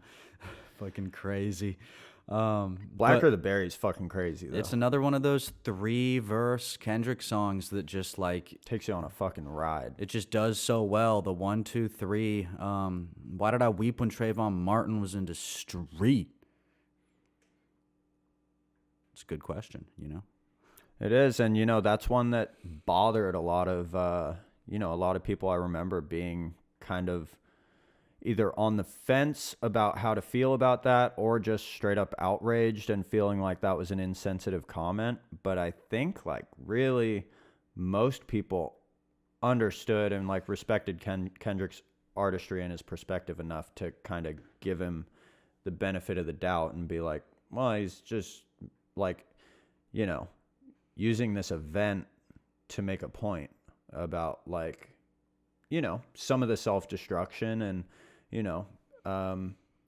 kind of just, hey, let's acknowledge where we can do better as well. Yeah, very introspective. Black is the heart of a fucking Aryan. And just a crazy sounding song. Yeah. Like, I mean, if you wanted to put on a song that would just like piss off old white folks. Yeah, that would be a pretty good one to choose. Yeah. I think we got to send it through. Yeah, definitely. I think Blacker the Berry's got to go. All right, that'll wrap up round one here. All right, and I think that's a good time for a bathroom break. If any of our listeners need to use the loo, I think Pause the video. yeah, pause the video. And we'll see you soon. We'll be back with round two, baby. And we're back. We'll be kicking off round two here of this bracket. If anybody's still with us, still breathing, still pulsating in your seat. Mm-hmm. Hopefully you're as excited as we are to get through to the what would that be? The round of 16? 16 here. Yeah. Kicking it off. We got Sing About Me up against Complexion. I think have we said enough about these tracks to just pick? Yeah, I think so. I would certainly lean towards Sing About Me. Amen, brother. Mm-hmm. I think, like we said, one of these standouts, one that's no one's going to cry about moving on. Just truly an epic, a definitive track from Mr. Kendrick Lamar, and we're gonna just bump it on along. Complexion, once again, great. I do think, Rhapsody's performance carries it in a way. Not that Kendrick's, lagging or anything, but really I think highlighted by a Rhapsody performance there, which we will give her. He hands over the spotlight. We will give her flowers for that performance, but ultimately it will fall to Sing About Me. Yes. Kendrick's Odyssey. Next up, we have Cartoons and Cereal up against High Power. This one's kind of tough, but I think High Power. I think High Power goes on. High Power is a great track, and it's I think like it's not the only, because they did Black Friday, but it's one of the only J. Cole Kendrick collaborations. By the way, as far as pure rapping performances, if you're not privy to the Kendrick Lamar repurposing of the Tale of Two Cities beat, he destroys that shit on Black Friday. If that was in here, that's up there with like DNA as far as just like rapidy rap performances from Kendrick. But that's not what we're talking about here. Here, we're going to say goodbye to Cartoons and Cereal, but I will say that's a great cut to reference if you're trying to make other people feel like they don't know anything. I agree. That's how you put a distance between you and your friends who are just getting into Kendrick off of the Drake beef. The casuals. You'd be like, man, you just don't even say it like that. Just reference it as if it's something they should already know about. Just be like, oh yeah, it's like when he did that on Cartoons and Cereal, and they'll just be like, and then go Google it later and be like, damn, that guy's so much smarter and better than me. Yeah, you can hold your head high after that one. High Power will move on though as like we said, kind of a great little, kind of like a mission statement type of a thing for Kendrick as far as, where his career and his art was going to progress towards. Yeah. All right. Now we got All Right. We gonna be all right. Mirror. Mirror is a great, it's a great closer. It's an essential off of Mr. Morale and the Big Steppers. It is not all right though. It I just agree. Is not. It's not all right. All right. Sorry. Banger. Great rapping performances. Talks about a lot. Yeah, that's In the presence that you go, I don't talk about it, be about it every day. I say, go, if I got it, then you know I got it. Heaven, I can reach you. He raps his ass off. Yeah. All right. It's Kendrick on a mission. Dude, I attempted that song at a karaoke event once because I was just trying to think of like palatable songs that like people there would recognize. So I was like, oh, all right. And I'm thinking of the hook and I'm like, oh yeah, that'll be easy to do. And then it got to that fucking third verse and I was like, oh, yeah. I'm flailing. I fully botched it. Like there was a whole 4-bar section that I just like went silent. I went fucking Helen Keller on it. It was fucking, and that It's moment, brutal. that moment Yeah. made me realize like, oh, he's really actually, I kind of underappreciated how crazily he's rapping. Yeah, you don't realize it till you try to rap along with it. You're like, oh, okay. You're saying a lot, and I'm saying a little. Yeah. All All right. right. Next matchup, another one. This is track 4 and track 5 off T-Pab. So they follow each other in the album experience there. We have Institutionalized up against These Walls. And I'd say this one's kind of close. These are two very strong songs off of To Pimp a Butterfly. I'm trying to think. I think I'm leaning towards These Walls. I would probably lean These Walls as just as like well. a slightest edge of, conceptual cleverness. Yeah. Yeah. So I think we'll go with that. Institutionalized is great though. Again, I had a theory about track 4s on Kendrick albums. I don't know why, but Art of Peer Pressure and Institutionalized. What's track 4 on Damn? Is that Yaw? Some bullshit. No, it's Element. So Oh, that it's broke the Element. trend because that Okay. made no fucking sense. But for some reason, I remember seeing some through line between the Art of Peer Pressure and Institutionalized. Well, I mean, They're both about black people. that's insane, dude. I never thought about that. Edit that out for sure. All right. Well, how much a dollar cost coming up against ADHD? Yeah, I definitely lean towards how much a dollar cost on this one. The storytelling, the flows, I think just takes it a notch above ADHD, even though ADHD is a highlight of Section 80. But, this is Obama's favorite song Yeah, off of To Pimp a Butterfly. I will concede it, and I probably agree on as we do this. Music is subjective, but as we claim to speak the objective truth, if I were professing some sort of objective truth, I would say that how much a dollar cost is a better, exhibition of songwriting ability. And, the concept is a little more heady and out there and spiritual, philosophical, all those things. ADHD is a more enjoyable song for me, and also I think does have a strong and important message, but and it reminds me of driving around in the Bravado Buffalo, but we'll give it to how much a dollar cost. Dirty Marcellus called me Dumbo 20 years ago, can't forget. Damn. Now I could lend him an ear or two. Yeah, I mean, that hits, man. This is where I'm going to say in this matchup, Father Time up against I will vouch for the Mr. Morale and the Big Steppers highlight of Father Time. I just think that the vulnerability and really just the commentary on this, the classic trope to not be a fucking racist about it, but kind of the common trope would be that black men grow up without a father figure. And I do kind of like Kendrick here saying, I had a father in my life, and that's got some issues as well.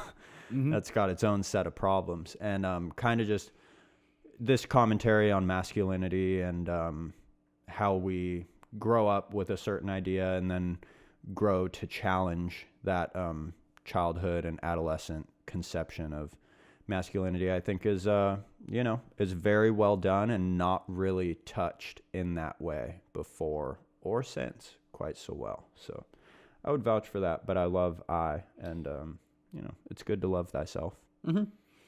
Yeah. I mean, as the lesser fan of Mr. Morale and the Big Steppers, I would personally probably go the direction of but I do see, the groundbreaking nature of Father Time which, I mean, it's tough because I think really uniting people is also kind of groundbreaking for rap in its own way, but it's Father Time that I think goes against the grain a little more. And personally, I like I more.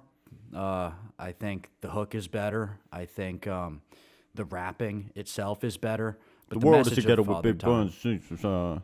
the message of Father Time, though, I think I'll concede it. Let's go for that. Let's go for that. All right, and second to last on this side of the bracket, we have Euphoria and You. Ooh. It's You for me. This one's hard. I mean, on one hand, you've got, shitting on yourself, and then you've got shitting on someone else. Fucking pedophile rapist. Yeah, shitting on someone for being a pedophile rapist, shitting on yourself for being a fucking pissed off, sad, violent drunk. Yeah, we can give it to You. Euphoria's got some fucking great bars, though. Yeah, Euphoria is awesome. I just think You, again, like, it's just so important in To Pimp a Butterfly, I think, and it's just so powerful. It's very powerful. Euphoria is powerful as well, but Euphoria is kind of like, it's like the scene in the movie where like the little kid like stands up to the bully and like punches this guy in the face or something, and it's like this big like kind of it's like the climax of Act 1, but You is like later in the movie when that guy kills himself.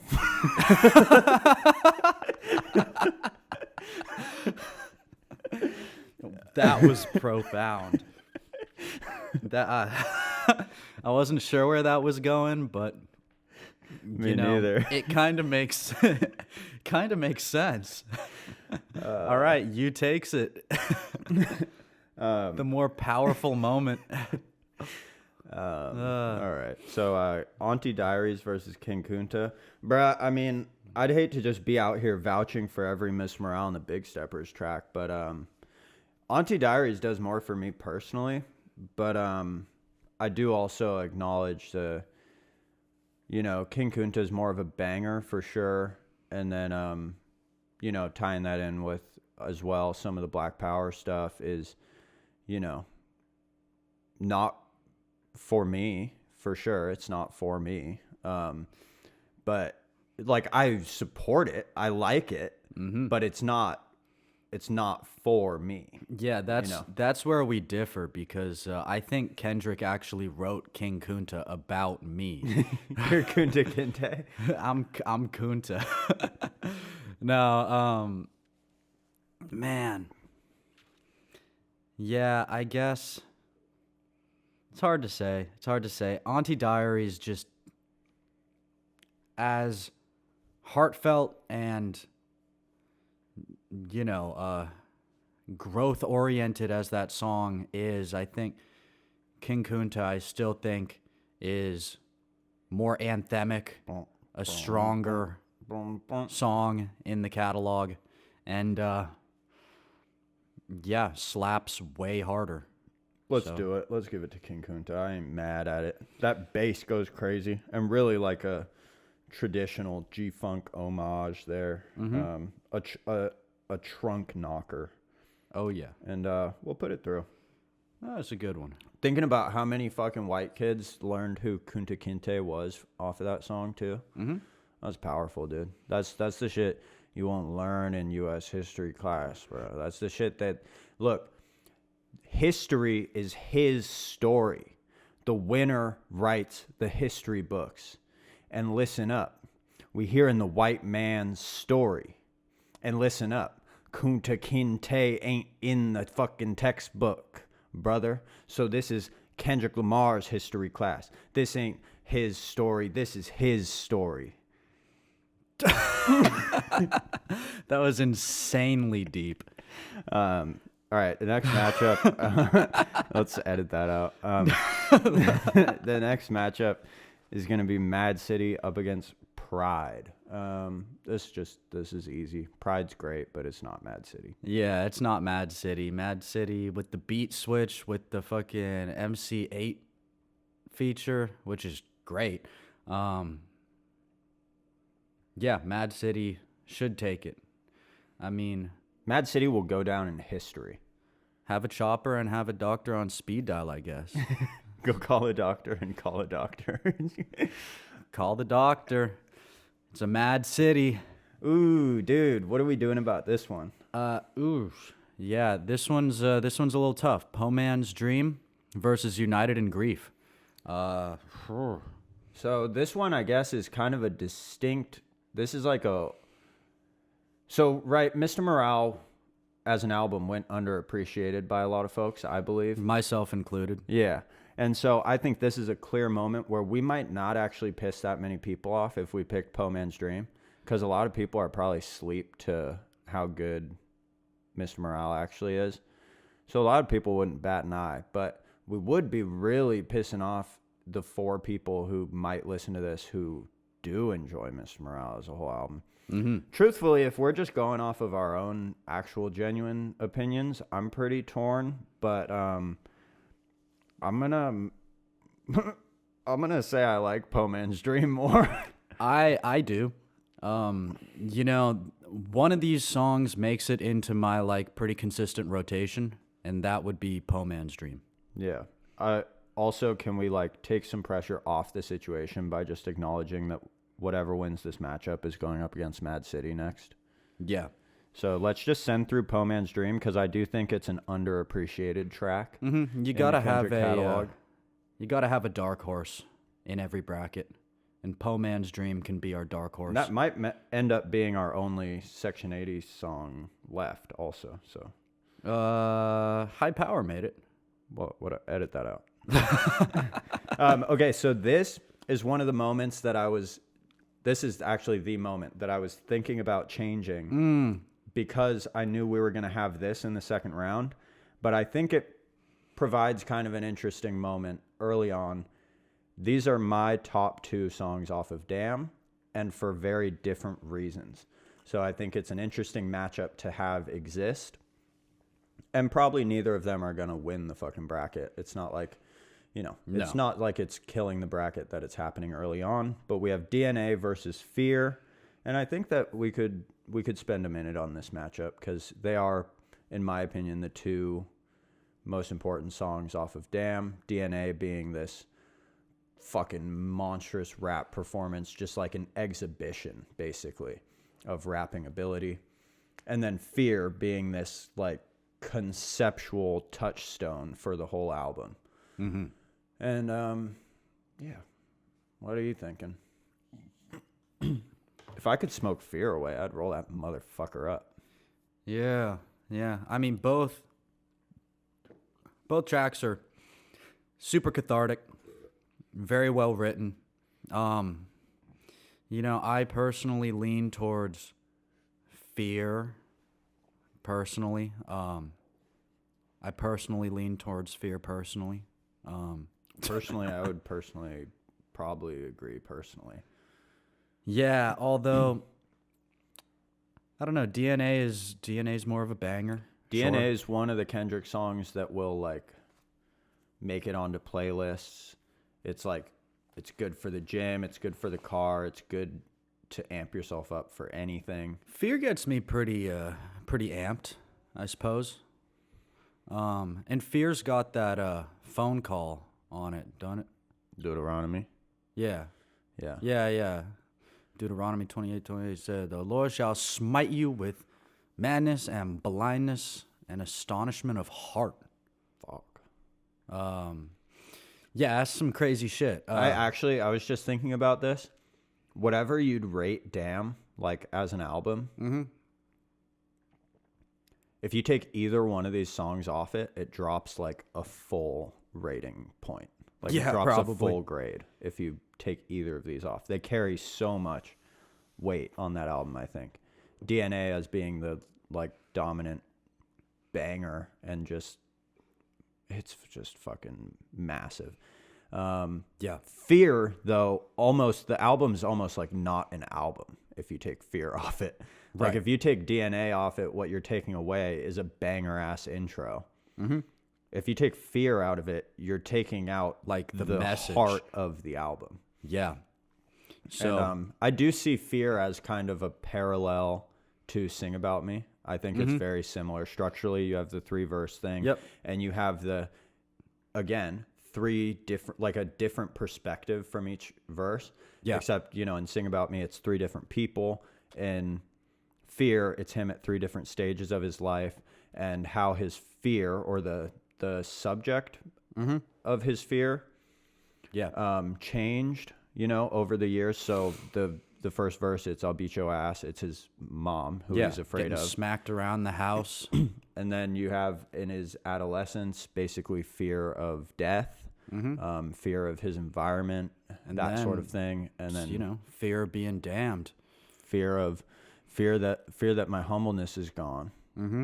Fear that love ain't living here no more. And that final part is where he kind of ties all these elements of the album together.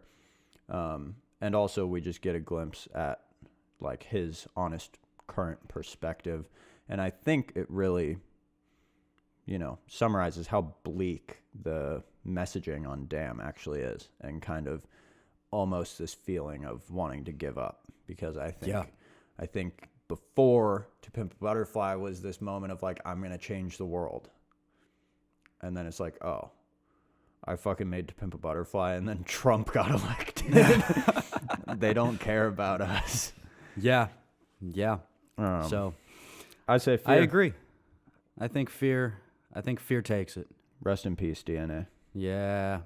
Now, I think it's funny you said that Fear is the Sing About Me of Damn, because I feel the same way about Reincarnated with respect to GNX. I think Reincarnated very much is the Fear or the Sing About Me of GNX, which we got up. You do have the multiple perspectives thing happening there again, too. You got the multiple perspectives. You wrap it up with that third verse, kind of bringing in the present day Kendrick Lamar to touch on what he's laid out in front of you. However, it is going up against Wesley's Theory, which is a very hard matchup. And I don't know if either Fear or Reincarnated could truly beat Wesley's Theory, personally. It's hard. This is hard. It's tough. I think if we're to simplify it, we go one matchup at a time and say that Wesley's Theory beats Reincarnated. Yeah. And then we'll think about Fear later, because I can't really do all that at once. But, I mean, Wesley's Theory just is what it is. I do see what you're saying about the parallel. And then it brings us to this kind of, again, just referencing the discography as a whole. So if we're drawing a parallel from Fear and Reincarnated and Sing About Me as being the same, cornerstone piece of their respective albums, then in my opinion, Reincarnated is the strong, standout beast of a moment on the Worse album. Yeah. So there's that. And then there's Wesley's Theory just being what it is. I think it's hard to match up against. It is. So it's like, Wesley's Theory just wins this matchup. I think so. Wesley's Theory, I think, deserves to win. There's so much really going on in that song. Yeah. Creatively, I think Reincarnated, puts up a good fight. Yeah. It does put up a good fight. It's a strong contender. But Wesley's Theory is, it's just a massive banger. It's like Max Holloway and Ilya, dude. Reincarnated just doesn't have the power. Doesn't have the knockout power. Reincarnated is touching him up a little bit, but Wesley's Theory has got that the touch of death. When it connects, dude, there'll be fucking, you'll hear 2 sounds. My fist hitting your face and your fucking head hitting the floor. Is that what Ilya said? No. Oh. No, it's just a thing people say. Oh, okay. Anyways, edit that out. We'll do Money Trees up against Heart Part 5. I'm just going to say Money Trees are the perfect place to shade in. Mm-hmm. I would say Money Trees too. I would say Money Trees are pretty perfect. It's a really good song, and Kendrick gracefully hands the spotlight over to J-Rock. Kills it. Just and he imagine Rock murders it. projects. I can't. Well, I mean, I guess I kind of can. Heart Part 5 is great, you know. I think we discussed it at pretty good length, so, you know, we've paid its respects. But Money Trees, we don't got to explain that shit, bro. Mm-hmm. Money Trees. Next Now, up well, is, this is a weird one. Yeah, this is weird. Rigor Mortis up against Mother I Sober. Very, very different songs. Mm-hmm. Yeah. You got me breathing with dragons. I'll crack the egg in your basket, you bastard. Up against I wish I was somebody. Anybody but myself. My cousin touched me. Yeah. No, he didn't. Yeah, my cousin didn't touch me. For real, he didn't. Why do you keep asking me that? He literally didn't. They didn't listen. They didn't listen. Yeah, I mean, I would say, to critique Rigor Mortis a little bit, it's kind of word vomit. Yeah, it's kind of lyrical miracle at times. Yeah, I mean, it's a banger, but it is, yeah. I don't know what's the message. That your favorite rapper fucking sucks and is like stiff as a board, dead on the floor. Yeah. Fucking, but Mother I Sober, that is a real heartfelt message. I think it's more meaningful. I think we can send it through. I think so.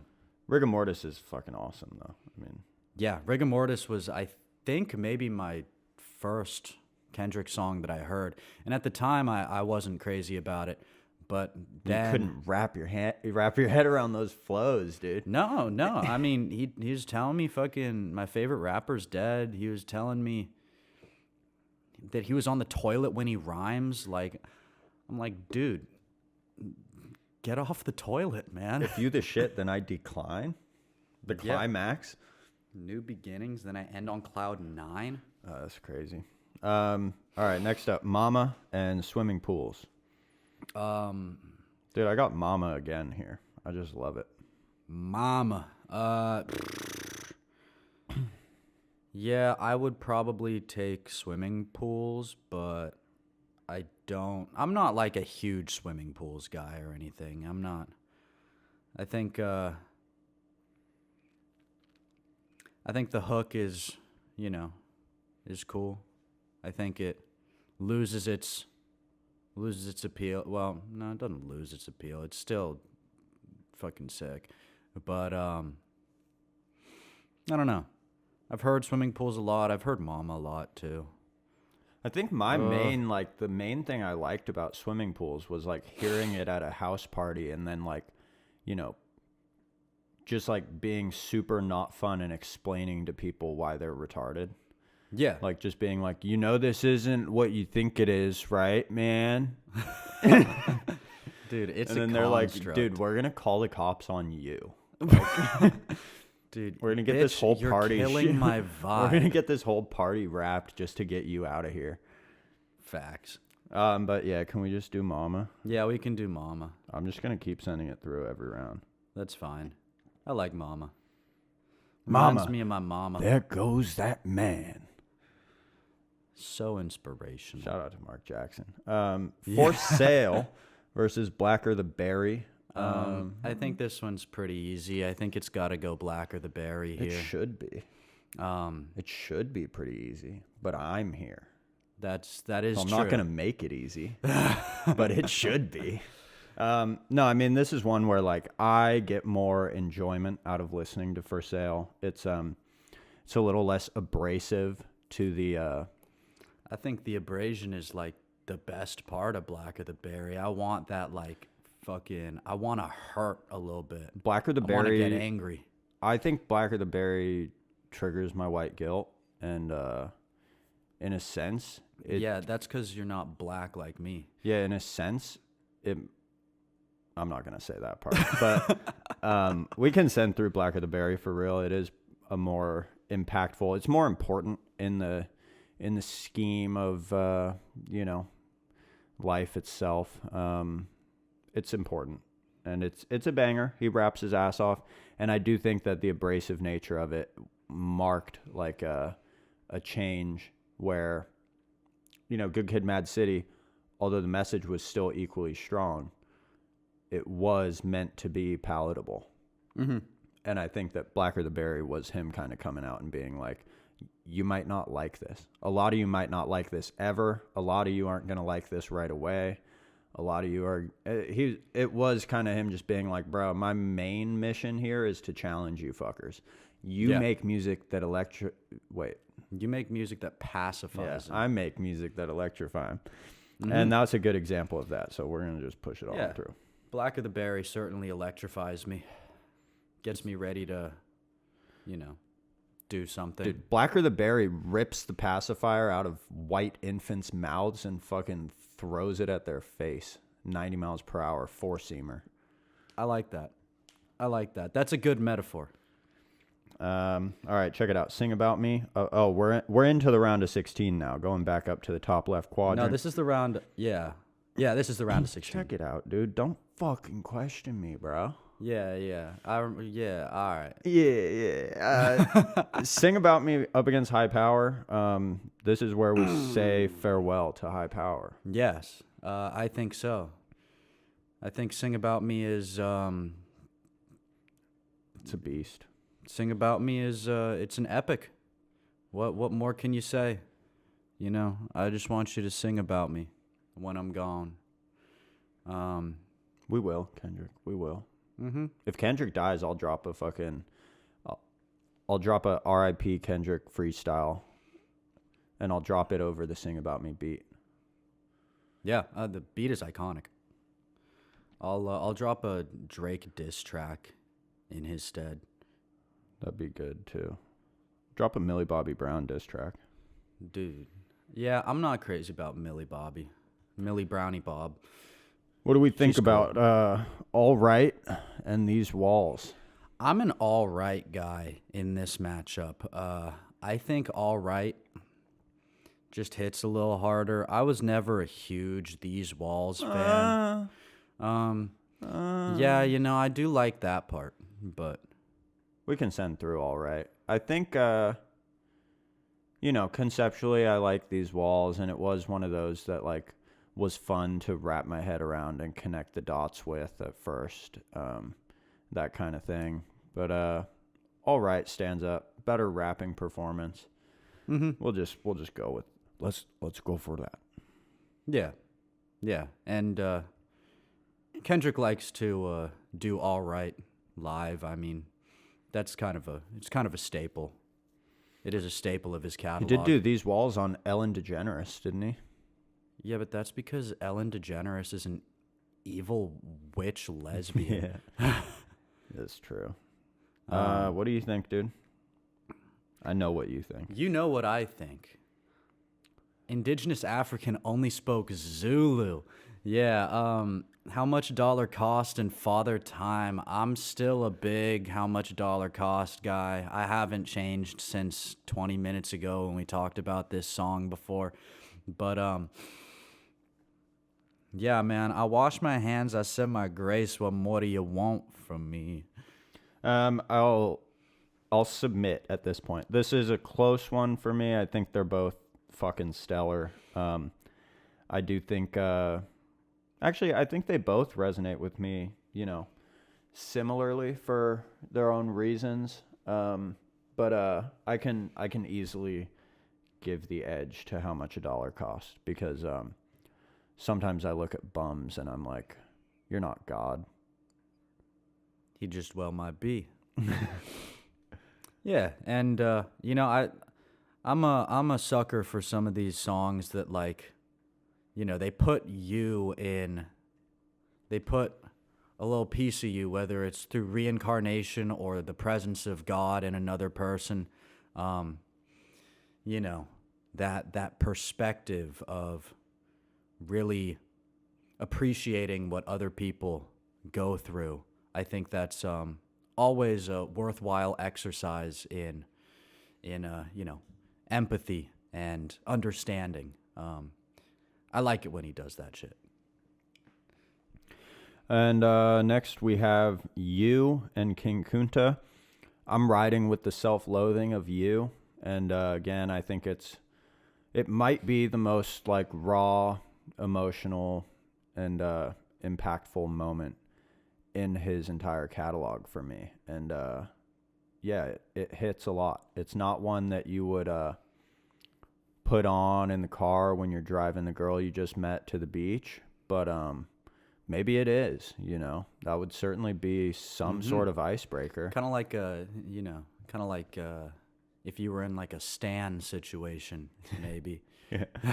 No, you'd just be like, just so you know, I am tortured.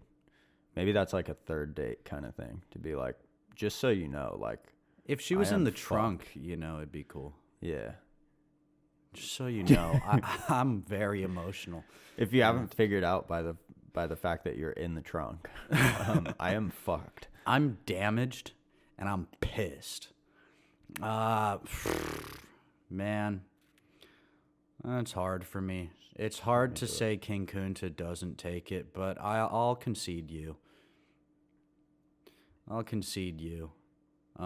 definitely don't like listening to you as much, but the depth of the song, the introspection, I think is really something special. So, yeah. It's powerful, dude. It's powerful. It is powerful. All right, we're going to say goodbye to Po Man's Dream in the round of 16, I think, as it comes up against Mad City. I think we do. We have to. Mad City is just too powerful, man. It's too powerful. Yeah, that's a pretty easy one. It's the way it has to be, unfortunately. Rest in peace, Po Man's Dream. You know what I mean? Made a good run. Yeah, Mad City is just it's rap caviar. It's great flows, great beat, great message, everything about it. It's hard. It's edgy. It's not a rap on why I'm slinging crack or move cocaine. Cul-de-sac, play me cognac, in major pain. Not the drill sergeant, but the straight away in on your brain. It was me, a boogie, yeah, watchy, lucky, right down Rosecrans, it got ugly, waving your head out the window, check yourself. Fear coming up against Wesley's Theory.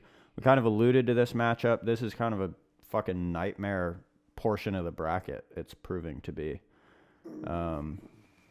Had some heavy hitters fall already in this little segment here, and now we're gonna have another big dog falling. I don't know, man. I think Wesley's Theory probably takes it, but Fear is like so good. Yeah. I just can't really cope with this matchup. Yeah, I don't like Fear losing, but I think Wesley's Theory probably should. When four corners of this cocoon collide. I mean, yeah, Wesley's Theory is just great. It can take it. Let's do it. It can take it. Wesley's Theory is just... It's more adventurous sonically. It's yeah, there's more going on instrumentally. I think we can use that as a good justification enough. Yes. Instrumentally more complex. It moves forward. Money Trees up against Mother I Sober. Here we have, again, two pretty different songs. Yeah. Mother I Sober is kind of standing out like a sore thumb in a lot of these matchups, really. But, I think, should we just keep it simple, stupid, and just say Money Trees is better? Yeah, I think so. I would give it to Money Trees. Like I said with the You Kunta matchup, one of these songs I listen to for fun. The other I don't listen to for fun, but I appreciate it. Yeah. Yeah. Yeah, I'm cool with it. Mother I Sober, great. Rest in peace. but it's gone. And here we have Mama up against Blacker the Berry. I'm gonna do it again. I'm going with Mama here. No reservations. I'm gonna go against that. I think Blacker the Berry should take this one. I think Blacker the Berry is the. I think it's just better. Fine. Hits harder. Hits harder. Lyrically, a little more. I don't know, intentional maybe. Little less meandering. A little more like, fuck you, fuck me, kind of fucking. Just brutality. It feels like hate crimes. Yeah. Mama, on the other hand, you know, Tread carefully, brother. well produced, well said, but I don't think it carries the weight that Blacker the Berry does. Yeah, I mean, I just think it's it's all in this same scope of To Pimp a Butterfly, and Mama to me feels a little more on the personal side of it than on the social commentary side, and it resonates with me more personally because of that nature of it. And also, I'm a sucker for knowledge production. I think the beat's killer, but I'm willing to, at this point, concede defeat and send through Blacker the Berry as the greater, more impactful, and stronger overall track in the greater context of Kendrick's catalog. You simply weren't there when Trayvon Martin was in the street. I was alive. Yeah, I mean, I guess that's fair. But it's not. It's neither here nor there. We are in the quarterfinals now, as we're picking up steam, and we only have certified fucking classics here. Sing About Me, I'm Dying of Thirst, up against All Right. This is where, surprisingly, it ain't fucking close to me. No, I agree. Sing About Me is phenomenal. How many more ways can I say that it's like really good? But it's a great exercise in perspective. It's Kendrick Lamar's masterclass of storytelling. A great account of what it's like to grow up in those communities. And so, yeah. That's it. That's Sing all About she Me. wrote. And to talk with God, too. Here we got How Much Dollar Cost up against You. Again, on the personal resonance factor, I would lean towards You, but as a song that you could listen to and have a decent time, I could understand it going to How Much a Dollar Cost here. I think they're both very important. I think they are both very important, too. I mean, he's kind of damned in both. Yeah, it shows, they both show a darker side of Kendrick in, his self-loathing and in his values. But yeah, I'm still a dollar cost kind of guy. I vouch for You, but I accept defeat and acknowledge that, well, either one of these is facing Sing About Me next, so we'll see what happens. But we will push through How Much a Dollar Cost at this point. And I do think it's just an interesting dilemma, What does God look like? Think about it. Get back to me. Leave a comment. What does God look like? Mm-hmm. He could be an indigenous African who only spoke Zulu. I think that's very plausible. I could go for that. Here we have Mad City up against Wesley's Theory, which is Oh boy. fucked. Banger versus banger. But Mad City probably takes it. I got Wesley's Theory. Really? Yeah, really. That's crazy. I think again going into this like Mad City with the beat switch, that's something that wasn't so popular back then, but that has become kind of a trope of hip hop in the last 10 years.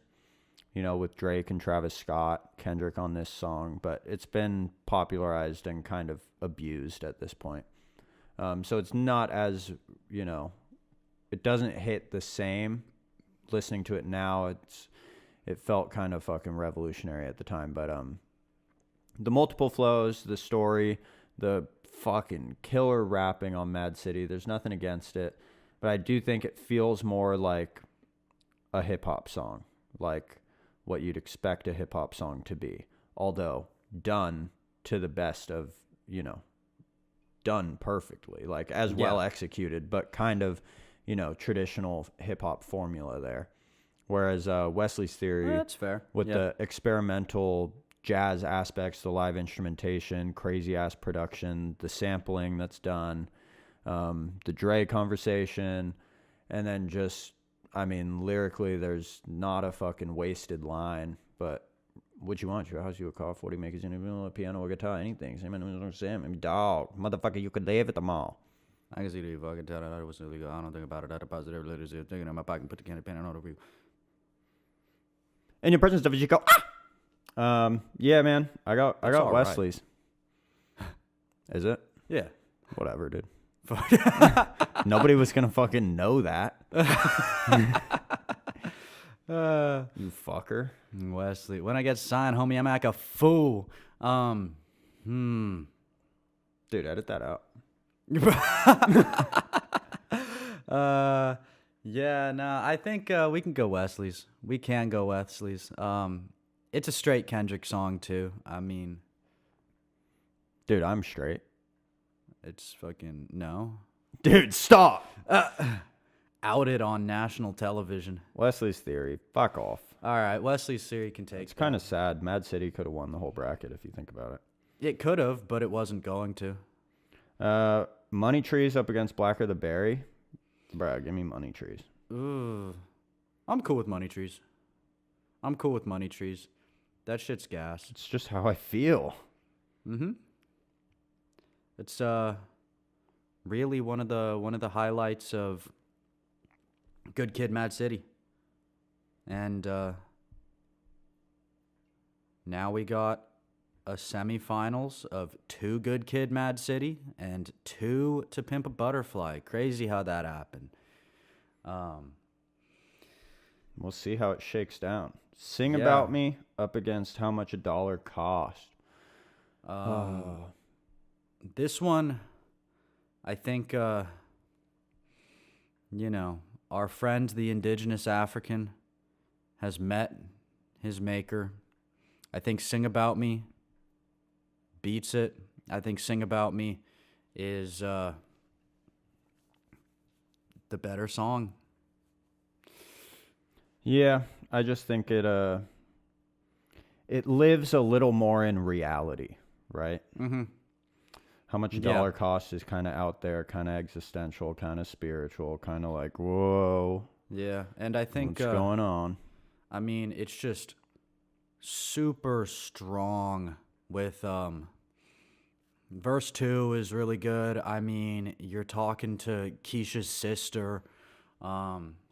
You wrote a song about my sister on your tape and called it Section 80. Dimensions resemble Brenda's got a baby. I'll never fade away. I know my fate, and I'm on the ground for this cake. I'ma get it or die trying. I'm lying every intention with intention of buying. You lying to these motherfuckers talking about you can't help me with my story. You can help me if you sell this pussy for me. Yeah, fucking ridiculously powerful. I mean, leave a comment if you've ever sold pussy. But I haven't, and I know... My titties bounce to the cadence of his jangling keys. Yeah, I mean... Uh-huh. All right. Okay. What's up? Money Trees and Wesley's Theory. I'm going to use the transitive property of fucking music assessment here. Mm-hmm. Mad City would have beat Money Trees, right? Yeah. All right. So, Wesley Siri beats Money Trees. Yeah. Yeah, I think so. So now we have, it works out nicely too. We have a representative from each of his, magnum opus. I guess. Opie. Magnum opus. Sing About Me versus Wesley's Theory. Do we have to pick? Can we just say leave a comment, dude? If anybody comments, if we get one comment, then you will basically be the honorary third member of the BJ pod. We'll add your initial to the end of BJ, and you can be our honorary third member, because I don't really want to pick. But I want to pick. Is it Sing About Me? It's Sing About Me. Yeah. And see, I knew this was going to happen, but in my head, like, Sing About Me is such the, like, classic pretentious Kendrick fan pick, which I think makes it right that we go with it. Yeah, dude, that's my go-to fucking karaoke Kendrick song, dude. I Sing really About Me like is the singing shit. the part about the jangling keys. Yeah, no, it's... My titties bounce on the cadence of his jangling keys. Matter of fact, he's my favorite because he tipped me with ease. Got a cousin named David, and I seen him last week. Yeah, and really, Rest in peace to homie, too. did I put enough work in? I think Kendrick did put enough work in on that one, Yeah. Dude, I put in work when I was banging out Keisha's sister. Fuck. Just kidding. I never did that. It's not even funny. Edit that out. Yeah, that's super disrespectful. But anyway, yeah, I think Sing About Me, Kendrick's best song. Y'all can leave a comment if you disagree. I think some of you will agree, and that means that you're like super smart and you know the right answer. Maybe you don't think Wesley's Theory is the second best Kendrick song. Who knows? I think Sing About Me is a good, like, litmus test for if you are the type of person that would be a Kendrick fan. Like, if I wanted to introduce someone to Kendrick and not just, play them humble or like one of his, attempts at a banger, if you wanted to see if introduce someone to Kendrick in a way where you're like, this is what he has to offer as an artist, this is what he does, you'd play Sing About Me and be like, if probably you'll fuck with this, and then there's a good chance you'll fuck with more of Kendrick. But if you don't like this, you're fucked, and there's no point of even listening to Kendrick. Yeah. If you're not interested in the subject matter of Sing About Me, like... Then go listen to Drake. You need to be pacified. Yeah, then you're really not interested in a lot of Kendrick's catalog because, like... Not only is it structurally similar to a lot of these songs that we put through, but it's the life rooted. of another girl damaged by the system. These foster homes I run away and never do miss them. It's rooted in the upbringing that Kendrick was, born into. So, really, that's where he comes from. Sing About Me. That's a wrap. The official pretentious pick is locked in. Sing About Me, I'm Dying of Thirst is the winner of the Kendrick Lamar Madness bracket. Mm-hmm. We're going to put a bow on this bitch. Led Zeppelin Madness is next. Stay tuned, all 5 of you. And we'll be back. One of those is me. All right. Well, that's a wrap for Kendrick Madness. Yep. Have a good day, everyone. Thanks for listening. Peace.